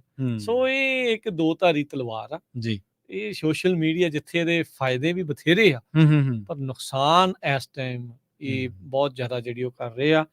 ਫੇਸਬੁੱਕ ਦਾ, ਇੰਸਟਾਗ੍ਰਾਮ ਦਾ, ਜਿਹੜਾ ਆਪਣਾ ਮੈਟਾ ਦਾ ਇੰਟਰਨਲ ਰਿਪੋਰਟ ਨੇ ਉਹ ਦੱਸਿਆ ਸੀ ਵੀ ਕਿੱਦਾਂ ਟੀਨਏਜ ਕੁੜੀਆਂ ਦੇ ਲਈ ਇੰਸਟਾਗ੍ਰਾਮ ਬਹੁਤ ਜ਼ਿਆਦਾ ਹਾਰਮਫੁਲ ਆ, ਖਤਰਨਾਕ ਆ, ਦਿਮਾਗੀ ਤੌਰ ਦੇ ਉੱਤੇ ਵੀ ਤੇ ਸਰੀਰਕ ਤੌਰ ਦੇ ਉੱਤੇ, ਕਿਉਂਕਿ ਉਹ ਐਸੇ ਸਟੈਂਡਰਡਸ ਉਹਨਾਂ ਫਿਲਟਰਸ ਦੇ ਜ਼ਰੀਏ ਜਾਂ ਉਸ ਪਰਦੇ ਦੇ ਪਿੱਛੇ ਉਹ ਦੇਖ ਰਹੇ ਆ ਜਿਹੜੇ ਅਨਅਚੀਵੇਬਲ ਆ। ਹਰ ਇੱਕ ਦੇ ਵੱਸ ਦੀ ਰੋਕ ਨਹੀਂ ਤੇ ਨਾ ਹੀ ਹਰ ਇੱਕ ਦੀ ਉਦਾਂ ਦੀ ਜ਼ਿੰਦਗੀ ਹੁੰਦੀ ਆ। ਸੋ ਉਹ ਬਹੁਤ ਇੱਕ ਜਿਹੜੇ ਖਤਰਨਾਕ ਟ੍ਰੈਂਡ ਦੇ ਵਿੱਚੋਂ ਚੱਲ ਰਹੇ ਆ। ਸੋ ਇਸ ਕਰਕੇ ਇਹ 5 ਵੱਡੀਆਂ ਟੈਕਨੋਲੋਜੀ ਕੰਪਨੀਆਂ ਦੇ ਜਿਹੜੇ ਬੌਸਿਸ ਆ, ਉਹਨਾਂ ਨੂੰ ਉਹਨਾਂ ਪਰਿਵਾਰਾਂ ਦੇ ਲਾਗੇ ਬਿਠਾਇਆ ਗਿਆ, ਉਹਨਾਂ ਦਾ ਦਰਦ ਜਿਹੜਾ ਉਹ ਸਮਝ ਸਕਣ। ਪਰ ਜਿਹੜੇ ਮਿਲੀਅਨਸ ਆਫ ਡਾਲਰ ਜਿਨ੍ਹਾਂ ਨੂੰ ਰਾਸ਼ੀ ਮਿਲ ਰਹੀ ਹੋਵੇ, ਉਹਨਾਂ ਨੂੰ ਕਿੱਥੇ ਦਰਦ ਦਿਖਦੇ ਆ, ਜਿਨ੍ਹਾਂ ਨੂੰ ਕਲਿੱਕਾਂ ਹੀ ਪੈਸਾ ਦੇ ਰਹੀਆਂ, ਫਿਰ ਉਹਨਾਂ ਨੇ ਉਹ ਫੀਲਿੰਗਸ ਨੂੰ ਕਿੱਦਾਂ ਜਿਹੜਾ ਉਹ ਸਮਝ ਸਕਣਗੇ। ਉੱਥੇ ਇੱਕ ਸਵਾਲ ਹੋਰ ਵੀ ਉੱਠਿਆ ਪ੍ਰਵੀਨ ਜੀ, ਕਹਿੰਦੇ ਵੀ ਹੁਣ ਬੋਇੰਗ ਦਾ ਜਹਾਜ਼ ਸੀਗਾ ਜਿਹੜਾ ਮੈਕਸ 737 ਜਿਹੜਾ ਮੈਕਸ 9 ਜਹਾਜ਼, ਜਿਹਦਾ ਦਰਵਾਜ਼ਾ ਟੁੱਟ ਕੇ ਡਿੱਗ ਗਿਆ ਸੀ ਖੁੱਲ ਕੇ ਪੋਰਟਲੈਂਡ ਦੇ ਵਿੱਚ, ਕਹਿੰਦੇ ਵੀ ਉਹਦੇ 2-4 ਬੋਲਟ ਢਿੱਲੇ ਸੀਗੇ, ਤੁਸੀਂ ਸਾਰੇ ਲੈਂਡ ਕਰਾਤੇ ਵੀ ਉਡਾਨ ਨਹੀਂ ਭਰ ਸਕਦੇ ਜਿੰਨੀ ਦੇਰ ਤੱਕ ਹੁਣ ਸਾਰੇ ਚੈੱਕ ਨਹੀਂ ਹੁੰਦੇ। ਇੱਥੇ ਤੇ ਕਹਿੰਦੇ ਕਿੰਨੇ ਮਰ ਗਏ ਆ, ਸਹੀ ਇੱਥੇ ਕਿਉਂ ਨਹੀਂ ਰੋਕਣਾ ਉਹਨੇ ਲੌਜੀਕਲ ਹੈ ਬਿਲਕੁਲ ਵੀ ਕਿ ਤੁਸੀਂ ਉਹਨਾਂ ਚਿਰ ਰੋਕੋ ਜਿੰਨੀ ਦੇਰ ਤੱਕ ਇਹ ਠੀਕ ਨਹੀਂ ਕਰਦੇ ਬਿਲਕੁਲ ਵੀ ਇਹ ਨਿਆਣਿਆਂ ਦੇ ਉੱਤੇ ਜਿਹੜਾ ਇਹਦਾ ਏਡਾ ਭੈੜਾ ਪ੍ਰਭਾਵ ਆ ਉਸ ਨੂੰ ਜਿਹੜਾ ਰੋਕੇ। ਨੋ ਡਾਊਟ ਆ, ਦੇਖੋ ਦੋ ਪਹਿਲੂ ਤਾਂ ਹੈਗੇ ਹੀ ਹੈਗੇ ਆ ਨਾ, ਹਾਂਜੀ ਜਿੱਥੇ ਫਾਇਦਾ ਹੈ, ਜਿੱਥੇ ਐਜੂਕੇਸ਼ਨ ਆ, ਜਿੱਥੇ ਉਹ ਸਾਰੀਆਂ ਚੀਜ਼ਾਂ ਇੱਕ ਦੂਜੇ ਦੇ ਨਾਲ ਗੱਲਬਾਤ ਕਰਨ ਦਾ ਮੌਕਾ ਆ, ਉਹ ਸਬੱਬ ਜਿਹੜੇ ਉਹ ਬਣਦੇ ਆ, ਪਰ ਉੱਥੇ ਅਜਿਹੀਆਂ ਚੀਜ਼ਾਂ ਤੋਂ ਵੀ ਜਿਹੜਾ ਇੱਕ ਬਹੁਤ ਪਰੇਸ਼ਾਨੀ ਆ। ਜ਼ਿੰਮੇਵਾਰ ਇਸ ਦੇ ਵਿੱਚ ਹੋਰ ਕੋਈ ਨਹੀਂ, ਉਹ ਜਿਹੜੀਆਂ ਐਲਗੋਰਿਥਮਸ ਬਣੀਆਂ ਆ ਉਹਨਾਂ ਨੇ ਜਿਹੜਾ ਉਹ ਕੀਤਾ ਆ। ਤੇ ਪ੍ਰਵੀਨ ਜੀ, ਕੈਲੀਫੋਰਨੀਆ ਦੇ ਵਿੱਚ ਇੱਕ ਜਿਹੜੇ ਸਿਆਸਤਦਾਨ ਆ ਉਹ ਇੱਕ ਅਜਿਹਾ ਬਿੱਲ ਲੈ ਕੇ ਆ ਰਹੇ ਆ ਜਿਹਦੇ ਵਿੱਚ ਉਹ ਕਹਿ ਰਹੇ ਵੀ 18 ਸਾਲ ਤੋਂ ਘੱਟ ਦੀ ਉਮਰ ਵਾਲੇ ਜਿੰਨੇ ਵੀ ਲੋਕ ਸੋਸ਼ਲ ਮੀਡੀਆ ਦੇ ਉੱਤੇ ਆ, ਪਲੇਟਫਾਰਮ ਦੇ ਉੱਤੇ ਆ, ਉਹਨਾਂ ਨੂੰ ਐਲਗੋਰਿਥਮ ਤੋਂ ਬਾਹਰ ਕੱਢੋ। ਉਹਨਾਂ ਨੂੰ ਸਿਰਫ ਕ੍ਰੋਨੋਲੋਜੀਕਲ ਆਰਡਰ ਦੇ ਵਿੱਚ ਜੋ ਪੋਸਟ ਹੋਇਆ ਹੈ ਉਹਨਾਂ ਦੇ ਦੋਸਤਾਂ ਮਿੱਤਰਾਂ ਨੇ ਜਾਂ ਜਿਨ੍ਹਾਂ ਨੂੰ ਉਹ ਫੋਲੋ ਕਰ ਰਹੇ, ਸਿਰਫ ਉਹੀ ਚੀਜ਼ ਦਿਖਾਈ ਜਾਵੇ। ਆਪਣੀ ਮਰਜ਼ੀ ਦੇ ਹਿਸਾਬ ਦੇ ਨਾਲ ਐਲਗੋਰਿਥਮ ਉਹਨਾਂ ਨੂੰ ਜਿਹੜਾ ਨਹੀਂ ਦੇਣਾ ਚਾਹੀਦਾ, ਨਾ ਜਿਹੜਾ ਉਹ ਦਿਖਾਵੇ। ਪਰ ਕੀ ਇਹ ਇਨਫ ਹੋਊਗਾ? ਜੇ ਹੋ ਵੀ ਜਾਂਦਾ ਆ ਜੀ ਇਹ ਹੁਣ ਵੱਡੇ ਜਿਹੜੇ ਸਵਾਲ ਆ।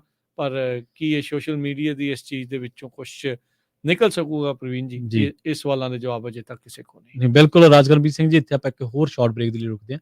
ਬ੍ਰੇਕ ਤੋਂ ਪਾਰ ਸੋਸ਼ਲ ਮੀਡੀਆ ਬਾਰੇ ਜਿਹੜੀ ਜਾਣਕਾਰੀ ਆ ਉਹ ਹੋਰ ਸਾਂਝੀ ਕਰਾਂਗੇ।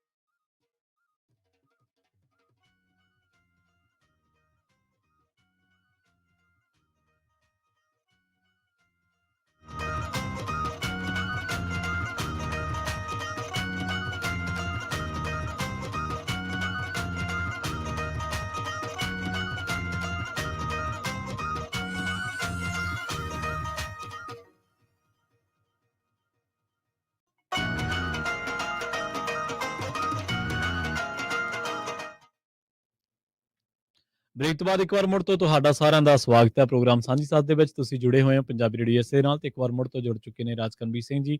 ਰਾਜਕਰਮਜੀਤ ਸਿੰਘ ਜੀ, ਬ੍ਰੇਕ ਤੋਂ ਬਾਅਦ ਸਵਾਗਤ ਹੈ ਜੀ, ਸਤਿ ਸ਼੍ਰੀ ਅਕਾਲ। ਧੰਨਵਾਦ ਪ੍ਰਵੀਨ ਜੀ, ਸਭ ਜੀ ਨੂੰ ਇੱਕ ਵਾਰੀ ਫੇਰ ਜੀ ਆਇਆਂ ਨੂੰ ਪਿਆਰ ਭਰੀ ਸਤਿ ਸ਼੍ਰੀ ਅਕਾਲ ਜੀ। ਜੀ, ਆਪਾਂ ਗੱਲਬਾਤ ਕਰ ਰਹੇ ਸੀ ਸੋਸ਼ਲ ਮੀਡੀਆ ਦੇ ਬਾਰੇ। ਜਿਹੜੀਆਂ ਗੱਲਾਂ ਸੈਨੇਟਰਸ ਨੇ ਕਹੀਆਂ ਨੇ, ਭਾਵੇਂ ਆਪਾਂ ਉਹਨੂੰ ਪ੍ਰਵਾਨ ਕਰੀਏ ਜਾਂ ਨਾ ਕਰੀਏ, ਹੈ ਤਾਂ ਸੱਚ ਉਹ। ਮਤਲਬ ਹਾਂ ਵੀ ਤੁਸੀਂ ਉਹ ਸੈਨੇਟਰ ਦੀ ਕਈ ਵਾਰੀ ਏਦਾਂ ਹੁੰਦਾ ਵੀ ਗੱਲਾਂ ਸੈੱਟ ਹੁੰਦੀਆਂ ਆ, ਹਾਂਜੀ, ਆਪਾਂ ਪਾਰਟੀਬਾਜ਼ੀ ਕਰਕੇ ਬਹਿ ਜਾਂਦੇ ਕਈ ਬਹਿ ਵਾਰ ਜਾਂਦੇ, ਹਾਂਜੀ ਵੀ ਉਹ, ਪਰ ਇਹ ਇਸ ਗੱਲ ਦੇ ਵਿੱਚ ਐਟਲੀਸਟ ਇਸ ਚੀਜ਼ ਨੂੰ ਦੇਖਣਾ ਚਾਹੀਦਾ ਵੀ ਇਹ ਬਾਈ ਪਾਰਟੀਜ਼ਨ ਹਾਂਜੀ ਸੀਗਾ। ਹਾਂਜੀ, ਹਾਂ ਤਕਰੀਬਨ ਸਾਰੇ ਲੋਕਾਂ ਦੀ ਇਦਾਂ ਦੀ ਸੋਚ ਹੀ ਆ ਵੀ ਹੂੰ। ਇਹ ਕਿਤੇ ਨਾ ਕਿਤੇ ਨੁਕਸਾਨ ਆਪਣਿਆਂ ਜਿਹੜਾ ਇਹ ਕਰ ਰਹੀਆਂ ਹੁਣ ਪਰਿਵਾਰਾਂ ਦਾ ਕਰ ਰਹੀਆਂ। ਹਾਂਜੀ, ਕਈ ਵਾਰੀ ਇੱਥੋਂ ਤੱਕ ਵੀ ਖਬਰਾਂ ਦੇਖੀਆਂ ਨੇ ਕਿ ਕਿਸੇ ਬੱਚੀ ਦੀ ਫੋਟੋ ਜਾਂ ਵੀਡੀਓ ਨੂੰ ਸੋਸ਼ਲ ਮੀਡੀਆ ਤੇ ਵਾਇਰਲ ਕਰ ਦਿੱਤਾ ਗਿਆ। ਹੂੰ। ਉਹਦੀ ਖੁਦਕੁਸ਼ੀ ਦਾ ਕਾਰਨ ਉਹ ਬਣੀ ਜਾਂ ਉਹਦੇ ਡਿਪਰੈਸ਼ਨ 'ਚ ਜਾਣ ਦਾ ਉਹ ਕਾਰਨ ਬਣੀ। ਜੇਕਰ ਕੋਈ ਨੋਰਮਸ ਹੁੰਦੇ, ਜੇਕਰ ਕੋਈ ਰੂਲ ਹੁੰਦਾ ਜਾਂ ਕੋਈ ਇਸ ਤਰ੍ਹਾਂ ਦਾ ਕੋਈ ਕੁੰਡਾ ਹੁੰਦਾ, ਤਾਂ ਇਸ ਤਰ੍ਹਾਂ ਇੱਕ ਬੰਦੇ ਦੀ ਜਾਨ ਬਚ ਸਕਦੀ ਸੀ। ਬਿਲਕੁਲ ਜੇਕਰ ਕੋਈ ਬਿਲਕੁਲ ਚੈਕਿੰਗ ਹੁੰਦੀ, ਕੋਈ ਚੈੱਕ ਹੁੰਦਾ ਕਿ ਭਈ ਕੋਈ ਜਿਵੇਂ ਆਪਾਂ ਕਹਿ ਲੈਂਦੇ ਕਨਫਰਮ ਕਰਨ ਵਾਲੀ ਕੋਈ ਅਥਾਰਟੀ ਹੁੰਦੀ ਕਿ ਭਈ ਇਹ ਸਹੀ ਹੈ ਜਾਂ ਗਲਤ ਹੈ, ਕਿਸੇ ਦੀ ਕਿਰਦਾਰ ਕੁਸ਼ੀ ਤਾਂ ਨਹੀਂ ਕਰ ਰਹੀ, ਕਿਸੇ ਦੀ ਪਰਸਨੈਲਿਟੀ ਨੂੰ ਜਾਂ ਉਹਦਾ ਜਿਹੜਾ ਸਮਾਜਿਕ ਵਕਾਰ ਉਹਨੂੰ ਡੈਮੇਜ ਤਾਂ ਨਹੀਂ ਕਰ ਰਹੀ, ਤਾਂ ਉਹ ਬਚ ਸਕਦਾ ਸੀ। ਕਿੰਨੇ ਮਾੜੇ ਹੋਰ ਆਪਾਂ ਨੈਗੇਟਿਵ ਪ੍ਰਭਾਵ ਦੇਖੇ ਆ, ਕਿੰਨੇ ਲੋਕ ਸੋਸ਼ਲ ਮੀਡੀਆ ਉੱਤੇ ਆਉਣ ਕਰਕੇ ਐਂਗਜ਼ਾਇਟੀ ਹੋਰ ਸਾਰੀਆਂ ਚੀਜ਼ਾਂ ਦਾ ਸ਼ਿਕਾਰ ਹੋ ਗਏ। ਇੱਕ ਬਨੌਟੀ ਜੀ ਲਾਈਫ ਹੈ, ਇੱਥੋਂ ਦੀ ਬੰਦਾ ਪੋਸਟ ਕੁਛ ਹੋਰ ਕਰਦਾ ਜਦ ਕਿ ਆਮ ਹਾਲਾਤ ਦੇ ਵਿੱਚ ਕੁਛ ਹੋਰ ਰਹਿ ਰਿਹਾ ਹੁੰਦਾ। ਉਹ ਅਲੱਗ ਆਪਣੇ ਵਰਗੇ ਮੇਰੇ ਵਰਗੇ ਮਾਤੜ ਦੇ ਘਰੇ ਕਲੇਸ਼ ਪਾ ਦਿੰਦੇ, ਫਲਾਨਾ ਤਾਂ ਬਈ ਚੌਥੇ ਦਿਨ ਟ੍ਰਿਪ ਤੇ ਰਹਿੰਦਾ ਤਾਂ ਆਪਾਂ ਜਾਂਦੇ ਹੀ ਨਹੀਂ ਕਿਤੇ। ਹੂੰ। ਸੋ ਇਹ ਵੱਖੋ-ਵੱਖ ਪਹਿਲੂ ਨੇ, ਵੱਖ-ਵੱਖ ਕਾਰਨ ਨੇ, ਜਿਹਦੇ ਕਰਕੇ ਇਹ ਚੀਜ਼ ਹੁਣ ਲੋਕਾਂ ਦੇ ਲਈ ਜਿਹੜਾ ਇੱਕ ਪਹਿਲਾਂ ਪ੍ਰਚਾਰਿਆ ਗਿਆ ਕਿ ਵਰਦਾਨ ਜਾਂ ਇੱਕ ਟਾਈਮ ਪਾਸ ਕਰਨ ਦੇ ਲਈ, ਉਹ ਤਾਂ ਨਹੀਂ ਰਹੀ ਹੁਣ ਤਕਰੀਬਨ। ਹਾਂਜੀ, ਹੁਣ ਦੇਖੋ ਇਹਦਾ ਮੁੱਦਾ ਹੁਣ ਕਈ ਤਰੀਕੇ ਦਾ ਕਈ ਪਹਿਲੂ ਹੁੰਦੇ ਆ ਨਾ। ਹੂੰ, ਹੁਣ ਸੈਨੇਟਰ ਟੈਡ ਕਰੂਜ਼ ਜਿਹੜੇ ਆ ਰਿਪਬਲਿਕਨ ਪਾਰਟੀ ਵੱਲੋਂ, ਜੀ, ਜੀ। ਉਹਨਾਂ ਨੇ ਜ਼ਕਰਬਰਗ ਨੂੰ ਇਹ ਸਵਾਲ ਉੱਥੇ ਕੀਤਾ, ਹੂੰ, ਕਹਿੰਦਾ ਤੁਸੀਂ ਸੋਚ ਕੀ ਰਹੇ ਆ। ਜੀ, ਉਹਨਾਂ ਨੇ ਇੰਸਟਾਗ੍ਰਾਮ ਦਾ ਇੱਕ ਪ੍ਰੋਮਪਟ ਦਿਖਾਇਆ, ਜੀ, ਜਦੋਂ ਆਪਾਂ ਸਕਰੋਲ ਕਰਦੇ ਆ ਉਹਦੇ ਵਿੱਚ, ਜੀ, ਜੀ, ਜਿਹਦੇ ਵਿੱਚ ਉਹ ਤੁਹਾਨੂੰ ਵਾਰਨਿੰਗ ਦੇ ਰਿਹਾ ਆ ਵੀ ਜਿਹੜਾ ਅਗਲਾ ਤੁਹਾਨੂੰ ਕੰਟੈਂਟ ਆ ਰਿਹਾ ਹੈ ਜਾਂ ਇਸ ਵਾਰਨਿੰਗ ਦੇ ਪਿੱਛੇ ਕੰਟੈਂਟ ਇਦਾਂ ਦਾ ਆ ਹੂੰ, ਜਿਹੜਾ ਕਿ ਚਾਈਲਡ ਸੈਕਸ਼ੂਅਲ ਅਬਿਊਜ਼ ਮਟੀਰੀਅਲ ਹੋ ਸਕਦਾ, ਉਹ ਠੀਕ ਹੈ ਜੀ। ਬੱਚਿਆਂ ਦਾ ਜਿਨਸੀ ਸ਼ੋਸ਼ਣ ਕਰਦਾ ਜਿਹੜਾ ਉਹ ਵੀਡੀਓ ਹੋ ਸਕਦਾ ਆ। ਹੂੰ, ਕਹਿੰਦੇ ਵੀ ਤੁਸੀਂ ਉਹਨੂੰ ਆਪਸ਼ਨ ਦੇ ਰਹੇ ਆ ਸੀ ਦਾ ਰਿਜ਼ਲਟਸ ਐਨੀਵੇ, ਹਾਂਜੀ, ਬਿਲਕੁਲ। ਵੀ ਤੁਸੀਂ ਕੀ ਤਾਂ ਵੀ ਜਿਹੜਾ ਉਹ ਦੇਖ ਸਕਦੇ ਆ। ਹੂੰ, ਇਹ ਕੀ ਹੋ ਕੀ ਰਿਹਾ ਆ, ਤੁਸੀਂ ਉਹਨੂੰ ਰੋਕ ਨਹੀਂ ਰਹੇ, ਬੈਨ ਨਹੀਂ ਕਰ ਰਹੇ। ਤੁਸੀਂ ਉਹਨੂੰ ਰੋਕ ਨਹੀਂ ਰਹੇ, ਆਪਣੇ ਪਲੇਟਫਾਰਮ ਤੇ ਆਉਣ ਤੋਂ ਰੋਕ ਨਹੀਂ ਰਹੇ। ਹੂੰ, ਉਹਦੇ ਵਿੱਚ ਉਹ ਕਹਿੰਦੇ ਵੀ ਇਹਦੇ ਪਿੱਛੇ ਸਾਇੰਸ ਆ, ਹੂੰ, ਇਹ ਹੈਲਪਫੁਲ ਹੁੰਦੀ ਆ, ਹੂੰ, ਰਾਦਰ ਦੈਨ ਬਲੌਕ ਕਰਨ ਤੋਂ ਹੂੰ, ਅਸੀਂ ਡਾਇਰੈਕਟਲੀ ਹੈਲਪ ਕਰਨ ਦੀ ਕੋਸ਼ਿਸ਼ ਕਰ ਰਹੇ ਆ, ਜੀ, ਜਿੱਥੇ ਅਸੀਂ ਹੈਲਪ ਕਰ ਸਕਦੇ ਆ। ਹੂੰ, ਇਹ ਹੁਣ ਕਈ ਵਾਰੀ ਮੂੰਹ ਚੋਂ ਬੰਦੇ ਨੂੰ ਗਾਲ ਨਿਕਲਣ ਨੂੰ ਕਰਦੀ ਆ ਨਾ, ਹਾਂਜੀ, ਹਾਂਜੀ, ਆ ਜਾਂਦੀ ਹੈ ਇਦਾਂ ਨਾ, ਹਾਂ, ਫਿਰ ਵੀ ਤੁਸੀਂ ਬੰਦਾ ਬੁੱਧੂ ਸਮਝਦੇ ਆ। ਵੀ ਕੀ ਤੁਸੀਂ ਲੋਕਾਂ ਨੂੰ ਸਮਝ ਕੇ ਰੱਖਿਆ ਹੂੰ, ਵੀ ਇੱਕ ਤੁਸੀਂ ਦੱਸ ਰਹੇ ਆ ਵੀ ਇਹ ਬੱਚਿਆਂ ਦਾ ਜਿਨਸੀ ਸ਼ੋਸ਼ਣ ਵਾਲਾ ਮਟੀਰੀਅਲ ਆ, ਹੂੰ, ਵੀ ਇਹ ਇੱਥੇ ਤਾਂ ਤੁਹਾਡੇ ਪਾਇਆ ਪਿਆ ਹੈ। ਕੀ ਲੋਕਾਂ ਦੇ ਹਾਂਜੀ, ਦਿਮਾਗ ਦੇ ਵਿੱਚ ਤੁਸੀਂ ਇਹੀ ਹਾਂਜੀ, ਜਿਹੜਾ ਉਹ ਪਾਉਣਾ ਮੰਨ ਲਓ ਇਹ ਪਲੇਟਫਾਰਮ ਨਾ ਹੁੰਦਾ, ਫਿਰ ਲੋਕਾਂ ਦੀ ਸਕੂਲਿੰਗ ਕਿਵੇਂ ਹੋਣੀ ਸੀ? ਫਿਰ ਲੋਕ ਕਿਵੇਂ ਐਜੂਕੇਟ ਹੋਣੇ ਸੀਗੇ? ਫਿਰ ਇਹਦੇ ਨਾਲ ਇੱਕ ਰਾਏ ਵੀ ਬਣਦੀ ਨਾ ਕਿ ਉਹਦੇ ਕੋਲੇ ਆਪਸ਼ਨ ਵੀ ਤਾਂ ਨਹੀਂ ਹੈ ਨਾ ਕਿ ਉਹ ਚੀਜ਼ ਨੂੰ ਦੇਖ ਰਿਹਾ ਹੋ। ਜੇ ਪਲੇਟਫਾਰਮ ਨਾ ਹੁੰਦਾ ਜਾਂ ਤੁਸੀਂ ਆਪਸ਼ਨ ਨਾ ਦਿੰਦੇ ਕਿ ਫਿਰ ਲੋਕ ਇਸ ਮਾਮਲੇ ਬਾਰੇ ਕਿਵੇਂ ਐਜੂਕੇਟ ਹੁੰਦੇ? ਇਹ ਜਸਟ ਆਪਣੇ ਆਪ ਨੂੰ ਡਿਫੈਂਡ ਕਰਨ ਦੇ ਲਈ, ਆਪਣੇ ਆਪ ਨੂੰ ਇਹ ਸਾਬਤ ਕਰਨ ਦੇ ਲਈ ਕਿ ਅਸੀਂ ਤਾਂ ਜੋ ਕਰ ਰਹੇ ਹਾਂ ਉਹ ਸਹੀ ਆ, ਉਹ ਇਹ ਤੋਂ ਵੱਧ ਹੋਰ ਕੁਛ ਨਹੀਂ ਆ। ਅਸਲ ਦੇ ਵਿੱਚ ਚੀਜ਼ਾਂ ਨੂੰ ਜਦੋਂ ਜ਼ਿਆਦਾ ਪਰੋਸਿਆ ਜਾਂਦਾ ਹੈ, ਐਲਗੋਰਿਦਮ ਜਦੋਂ ਤੁਹਾਨੂੰ ਜ਼ਿਆਦਾ ਦਿਖਾਉਂਦਾ ਤਾਂ ਤੁਸੀਂ ਜ਼ਿਆਦਾ ਇਨਵੋਲਵ ਹੋ ਜਾਂਦੇ ਹੋ ਉਹਦੇ ਵਿੱਚ। ਬਜਾਏ ਇਸਦੇ ਕਿ ਉਹਦਾ ਟ੍ਰੀਟਮੈਂਟ ਖੋਜਣ ਦੀ ਬਜਾਏ ਇਸਦੇ ਕਿ ਉਹਦਾ ਅਲਟਰਨੇਟ ਖੋਜਣ ਦੀ ਬਜਾਏ ਤੁਸੀਂ ਜਦੋਂ ਇਨਵੋਲਵ ਹੁੰਦੇ ਆ, ਤਾਂ ਜ਼ਾਹਰ ਜੀ ਗੱਲ ਆ, ਹਰ ਮਾਈਂਡ ਤਾਂ ਕ੍ਰਿਮੀਨਲ ਮਾਈਂਡ ਨਹੀਂ ਹੈ, ਹਰ ਮਾਈਂਡ ਪੂਰਾ ਇਸ ਤਰੀਕੇ ਨਾਲ ਕਹਿ ਲਈਏ ਕਿ ਪੂਰਾ ਆਪਣੇ ਆਪ ਨੂੰ ਕੰਟਰੋਲਡ ਮਾਈਂਡ ਨਹੀਂ ਹੈ।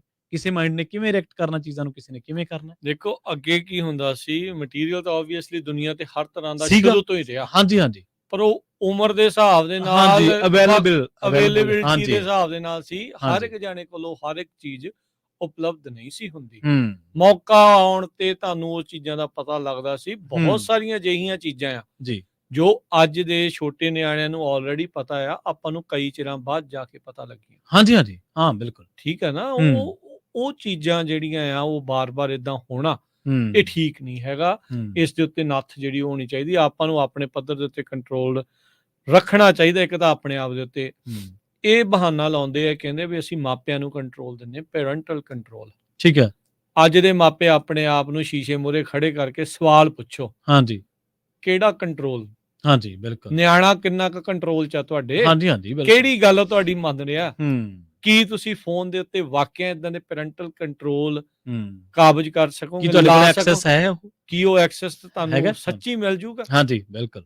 ਹੈਗਾ ਆ? ਹੂੰ। ਕੀ ਕੀ ਕੀ ਜਦੋਂ ਤੁਸੀਂ ਛੋਟੇ ਸੀ ਮਾਪਿਆਂ ਤੋਂ ਕਿੱਦਾਂ ਚੀਜ਼ਾਂ ਚੋਰੀ ਕਰਦੇ ਸੀ? ਹਾਂਜੀ, ਹਾਂਜੀ, ਬਿਲਕੁਲ। ਚੋਰੀ-ਚੋਰੀ ਚੀਜ਼ਾਂ ਕਰੀ ਜਾਂਦੇ ਸੀਗੇ ਸਾਰੀਆਂ, ਜਿਹੜੀਆਂ ਹੋ ਸਕਦੀਆਂ ਸੀਗੀਆਂ। ਯਾ ਤੁਹਾਨੂੰ ਕੀ ਲੱਗਦਾ ਹਾਂਜੀ। ਇਹ ਇਹਨਾਂ ਦੀਆਂ ਚਿੱਪਾਂ ਅੱਜ-ਕੱਲ੍ਹ ਨਵੇਂ ਫਰਮਵੇਅਰ ਵਾਲੇ ਆ ਨਿਆਣੇ? ਹਾਂਜੀ, ਨਵੇਂ ਇਹ ਵੀ ਅਪਡੇਟ ਹੀ ਹੈ ਇਹ ਹਾਰਡਵੇਅਰ। ਅਪਡੇਟ ਹੀ ਆ। ਹਾਂਜੀ, ਇਹਨਾਂ ਨੂੰ ਤੁਸੀਂ ਬਿਲਕੁਲ। ਕਿੱਦਾਂ ਕੰਟਰੋਲ ਕਰਨਾ ਹੈ? ਹੂੰ, ਇਸੇ ਲਈ ਨਾ ਉਹ ਇਸ ਦੀ ਆੜ ਦੇ ਵਿੱਚ ਇਸ ਕੰਧ ਦੇ ਪਿੱਛੇ ਲੁਕਣ ਦੀ ਇਹ ਹਮੇਸ਼ਾ ਵੱਡੀਆਂ ਕੰਪਨੀਆਂ ਕੋਸ਼ਿਸ਼ ਕਰਦੀਆਂ ਹਾਂਜੀ। ਵੀ ਅਸੀਂ ਪੈਰੈਂਟਲ ਕੰਟਰੋਲ ਦੇ ਰਹੇ ਹਾਂ ਹੂੰ। ਤੇ ਇਹ ਪੈਰੈਂਟਲ ਨੂੰ ਤਾਂ ਉਹ ਕੰਟਰੋਲਾਂ ਦਾ ਪਤਾ ਨਹੀਂ ਲੱਗਦਾ, ਨਿਆਣਿਆਂ ਨੂੰ ਇਹ ਪਹਿਲੋਂ ਪਤਾ ਲੱਗ ਜਾਂਦਾ ਵੀ ਇਸ ਨੂੰ ਭੇਜਣਾ ਕਿੱਦਾਂ। ਭੇਜਣਾ ਕਿੱਦਾਂ, ਬਿਲਕੁਲ ਉਹਨੂੰ ਬ੍ਰੇਕ ਕਿਵੇਂ ਕਰਨਾ ਹੈ। ਅਸਲ ਦੇ ਵਿੱਚ ਰਾਜਕਰਮਵੀਰ ਜੀ ਗੱਲ ਇਹ ਹੈ ਕਿ ਕੋਈ ਵੀ ਸੋਸ਼ਲ ਮੀਡੀਆ ਦਾ ਮੰਚ ਹੈ ਜਿਹੜਾ ਅੱਜ ਦੇ ਸਮੇਂ ਦੇ ਵਿੱਚ, ਉਹ ਜਵਾਬਦੇਹੀ ਤੋਂ ਭੱਜਦਾ ਹੈ, ਅਕਾਊਂਟੇਬਿਲਿਟੀ ਤੋਂ ਭੱਜਦਾ ਹੈ ਕਿ ਨਹੀਂ ਜੀ ਅਸੀਂ ਤਾਂ ਇੱਕ ਆਹ ਚੀਜ਼ ਮੁਹੱਈਆ ਕਰਵਾਈ ਹੈ। ਜੇਕਰ ਤੁਸੀਂ ਮੁਹੱਈਆ ਕਰਵਾਈ ਹੈ ਤੇ ਉਹ ਪ੍ਰੋਡਕਟ ਦੇ ਜਿੰਨੇ ਵੀ ਲਾਭ ਦੇ ਲਈ ਤਾਂ ਤੁਸੀਂ ਕ੍ਰੈਡਿਟ ਲੈ ਰਹੇ ਹੋ ਕਿ ਅਸੀਂ ਦੁਨੀਆ ਨੂੰ ਐਕਸਪਲੋਰ ਕੀਤਾ, ਅਸੀਂ ਦੁਨੀਆ ਨੂੰ ਹੋਰ ਚੀਜ਼ਾਂ ਦੇ ਨਾਲ ਹੋਰ ਤਰੀਕੇ ਦੇ ਨਾਲ ਚੀਜ਼ਾਂ ਦਿਖਾ ਰਹੇ ਹਾਂ, ਪਰ ਜਿਹੜੇ ਉਹਦੇ ਹਾਨੀਆਂ ਨੇ ਉਹਦਾ ਜ਼ਿੰਮੇਵਾਰ ਕੌਣ ਹੋਊਗਾ? ਦੇਖੋ ਪ੍ਰਵੀਨ ਜੀ, ਹੋ ਸਕਦਾ ਇੱਥੇ ਥੋੜੇ ਜਿਹੇ ਵਿਚਾਰ ਡਿਫਰੈਂਟ ਵੀ ਹੋਣ। ਹਾਂਜੀ। ਅਮਰੀਕਾ ਇੱਕ ਅਜਿਹੀ ਕੈਪੀਟਲਿਸਟ ਕੰਟਰੀ ਹੈ ਜਿੱਥੇ ਆਪਾਂ ਇਹ ਕਹਿੰਦੇ ਹਾਂਜੀ, we reserve the right to service anyone, refuse who. Service to anyone. ਕਿਸੇ ਨੂੰ ਵੀ ਅਸੀਂ ਹਾਂ ਕਰ ਸਕਦੇ, ਕਿਸੇ ਨੂੰ ਵੀ ਅਸੀਂ ਨਾ ਕਰ ਸਕਦੇ। ਇਹ ਸਾਰੀਆਂ ਕੰਪਨੀਆਂ ਪ੍ਰਾਈਵੇਟ ਆ। ਇੱਥੇ ਇੱਕ ਇਹ ਚੀਜ਼ ਤਾਂ ਆਪਾਂ ਨੂੰ ਫਿਰ ਨਾਲ ਇਹ ਵੀ ਸਮਝਣੀ ਪੈਣੀ ਆ। ਹਾਂਜੀ। ਹੈ ਤਾਂ ਇਹਨਾਂ ਦੀ ਮਰਜ਼ੀ, ਪਰ ਜਦੋਂ ਗੱਲ ਨਿਆਣਿਆਂ ਦੀ, ਬੱਚਿਆਂ ਦੀ ਆਉਂਦੀ ਆ, ਉਦੋਂ ਗੁੱਸਾ ਤਾਂ ਆਪਣੇ ਸਾਰਿਆਂ 'ਚ ਬਥੇਰਾ ਹੁੰਦਾ ਆ। ਪਰ ਮਾਫ਼ ਕਰੋ, ਮੈਂ ਤੁਹਾਡੀ ਗੱਲ ਰੋਕ ਰਿਹਾ, ਟੋਕ ਰਿਹਾ। ਅਸਲ ਦੇ ਵਿੱਚ ਇੰਡੀਵਿਜੂਅਲ ਰਾਈਟਸ ਤੇ ਆਰਗੇਨਾਈਜੇਸ਼ਨਲ ਸਟਰਕਚਰ ਦੇ ਰਾਈਟਸ, ਇਹਨਾਂ ਨੂੰ ਡਿਫਾਈਨ ਕਰਨਾ ਬਣਦਾ। ਔਖਾ ਆ ਨਾ। ਔਖਾ, ਹਾਂ। ਇੱਥੇ ਤਾਂ ਲਾਈਨ ਆ ਜਿਹੜੀ ਦਾ ਪਤਾ ਹੀ ਨਹੀਂ ਲੱਗਦਾ। ਜਿਹੜੀ ਦਾ ਪਤਾ ਨਹੀਂ ਲੱਗਦਾ। ਉਹੀ ਚੀਜ਼ ਤਾਂ ਸਮਝ ਨਹੀਂ ਨਾ ਜਿਹੜੀ ਉਹ ਆਉਂਦੀ। ਹੁਣ ਰੌਲਾ ਪਾਉਂਦੇ ਆ ਨੋ ਟਿਕਟੌਕ ਦੇ ਉਲਟ ਅਮਰੀਕਾ 'ਚ ਕਿੰਨੇ ਸਾਲ ਹੋ ਗਏ? ਹਾਂਜੀ। ਟਰੰਪ ਹੁਣਾਂ ਦੇ ਕਾਰਜਕਾਲ ਤੋਂ ਚੱਲ ਰਿਹਾ ਕੰਮ। ਟਰੰਪ ਹੁਣੀ ਅਜੇ ਟਿਕਟੌਕ ਨੂੰ ਨਹੀਂ ਸੀ ਬੈਨ ਕਰ ਸਕੇ, ਟਿਕਟੌਕ ਨੇ ਟਰੰਪ ਨੂੰ ਬੈਨ ਕਰਤਾ ਸੀ। ਹਾਂਜੀ, ਬਿਲਕੁਲ। ਠੀਕ ਆ ਨਾ, ਵੀ ਇਦਾਂ ਹੀ ਹੋਇਆ ਸੀਗਾ। ਹਾਂਜੀ, ਹਾਂਜੀ, ਬਿਲਕੁਲ। ਵੀ ਉਹ ਚੀਜ਼ਾਂ ਨੇ ਉਹ ਕਰ ਲਿਆ। ਕਿੰਨੇ ਕੁ ਮੋਡਰੇਟਰ ਭਾਲੂਗੇ? ਹਾਂਜੀ। ਅਕਸਰ ਇਨਸਾਨ ਇੰਨੀਆਂ ਚੀਜ਼ਾਂ ਦੇਖ ਨਹੀਂ ਸਕਦਾ। ਨਹੀਂ ਦੇਖ ਸਕਦਾ। ਉਹ ਫਿਰ ਦੂਜੀਆਂ ਚੀਜ਼ਾਂ ਦੇ ਕੋਲ ਜਾਂਦੇ ਆ, ਬੋਟਸ ਦੇ ਕੋਲ ਜਾਣਗੇ। ਬੋਟਸ ਦੀ ਮਰਜ਼ੀ ਆ। ਉਹ ਕਿਸੇ ਦੇ ਲਈ ਚੰਗੀ ਲੱਗਦੀ ਆ, ਕਿਸੇ ਦੇ ਲਈ ਮਾੜੀ ਲੱਗਦੀ ਆ। ਜੀ, ਜੀ। ਕੰਜ਼ਰਵੇਟਿਵਸ ਹਮੇਸ਼ਾ ਇਹ ਕਹਿੰਦੇ ਆ ਵੀ ਇਹ ਜਿਹੜੀਆਂ ਕੰਪਨੀਆਂ ਲਿਬਰਲਸ ਦੇ ਨਾਲ ਮਿਲ ਕੇ ਚੱਲਦੀਆਂ, ਸਾਡਾ ਕੰਟੈਂਟ ਰੋਕ ਦਿੰਦੀਆਂ। ਅੱਛਾ, ਠੀਕ ਹੈ। ਠੀਕ ਹੈ ਨਾ, ਵੀ ਉਹ ਕਹਿੰਦੇ ਵੀ ਸਭ ਤੋਂ ਜ਼ਿਆਦਾ ਸਾਡੇ ਉਲਟ ਜਿਹੜਾ ਇਹ ਕੰਪਨੀਆਂ ਦਾ ਵਰਤਾਰਾ ਜਿਹੜਾ ਉਹ ਚੱਲ ਰਿਹਾ ਹੈ। ਪਰ ਇਹ ਬੱਚਿਆਂ ਦੇ ਮਾਮਲੇ 'ਚ ਦੋਨੋਂ ਹੀ ਧਿਰਾਂ ਜਿਹੜੀਆਂ ਉਹ ਪਰੇਸ਼ਾਨ, ਸਹਿਮਤ ਨਹੀਂ। ਸਾਰੇ ਧਿਰਾਂ ਜਿਹੜੀਆਂ ਕਹਿ ਸਕਦੇ ਆ ਵੀ ਇਸ ਦੇ ਵਿੱਚ ਉਹ ਪਰੇਸ਼ਾਨ ਆ ਵੀ ਇਹਦੇ ਵਿੱਚ ਜਿਹੜਾ ਉਹ ਕਰਨਾ ਕੀ ਆ। ਸੋ ਜਿੰਨੀ ਅਵੇਲੇਬਿਲਟੀ ਸਾਰੀਆਂ ਚੀਜ਼ਾਂ ਦੀ ਲਗਾਤਾਰ ਵੱਧਦੀ ਜਾ ਰਹੀ ਆ, ਉਹਦੇ ਜਿੱਥੇ ਫਾਇਦੇ ਆ ਉੱਥੇ ਨੁਕਸਾਨ ਵੀ ਨਾਲ ਦੇ ਨਾਲ ਆ।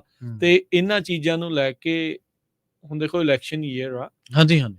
ਹੁਣ ਸਾਨੂੰ ਨਹੀਂ ਪਤਾ ਤੁਹਾਡੇ ਕੀ ਵਿਚਾਰ ਇਹਨਾਂ ਸਾਰੀਆਂ ਚੀਜ਼ਾਂ ਨੂੰ ਜਿਹੜਾ ਉਹ ਲੈ ਕੇ ਹੋਣਗੇ। ਹਾਂਜੀ। ਪਰ ਜਿੱਦਾਂ ਦੀ ਵੀ ਰਾਏ ਰੱਖਦੇ ਆ ਉਹਨਾਂ ਰੈਗੂਲੇਸ਼ਨਸ ਨੂੰ ਲੈ ਕੇ, ਕੀ ਰੈਗੂਲੇਟ ਹੋਣੇ ਚਾਹੀਦੇ ਆ ਕਿ ਸਭ ਕੁਝ ਖੁੱਲਾ ਕਰ ਦੇਣਾ ਚਾਹੀਦਾ ਜਾਂ ਬਿਲਕੁਲ ਭੀੜਾ ਕਰ ਦੇਣਾ ਚਾਹੀਦਾ, ਕੀ ਹੋਣਾ ਚਾਹੀਦਾ? ਇਦਾਂ ਦੇ ਸਵਾਲ ਤੁਸੀਂ ਉਹਨਾਂ ਨੂੰ ਜ਼ਰੂਰ ਪੁੱਛ ਸਕਦੇ ਹੋ।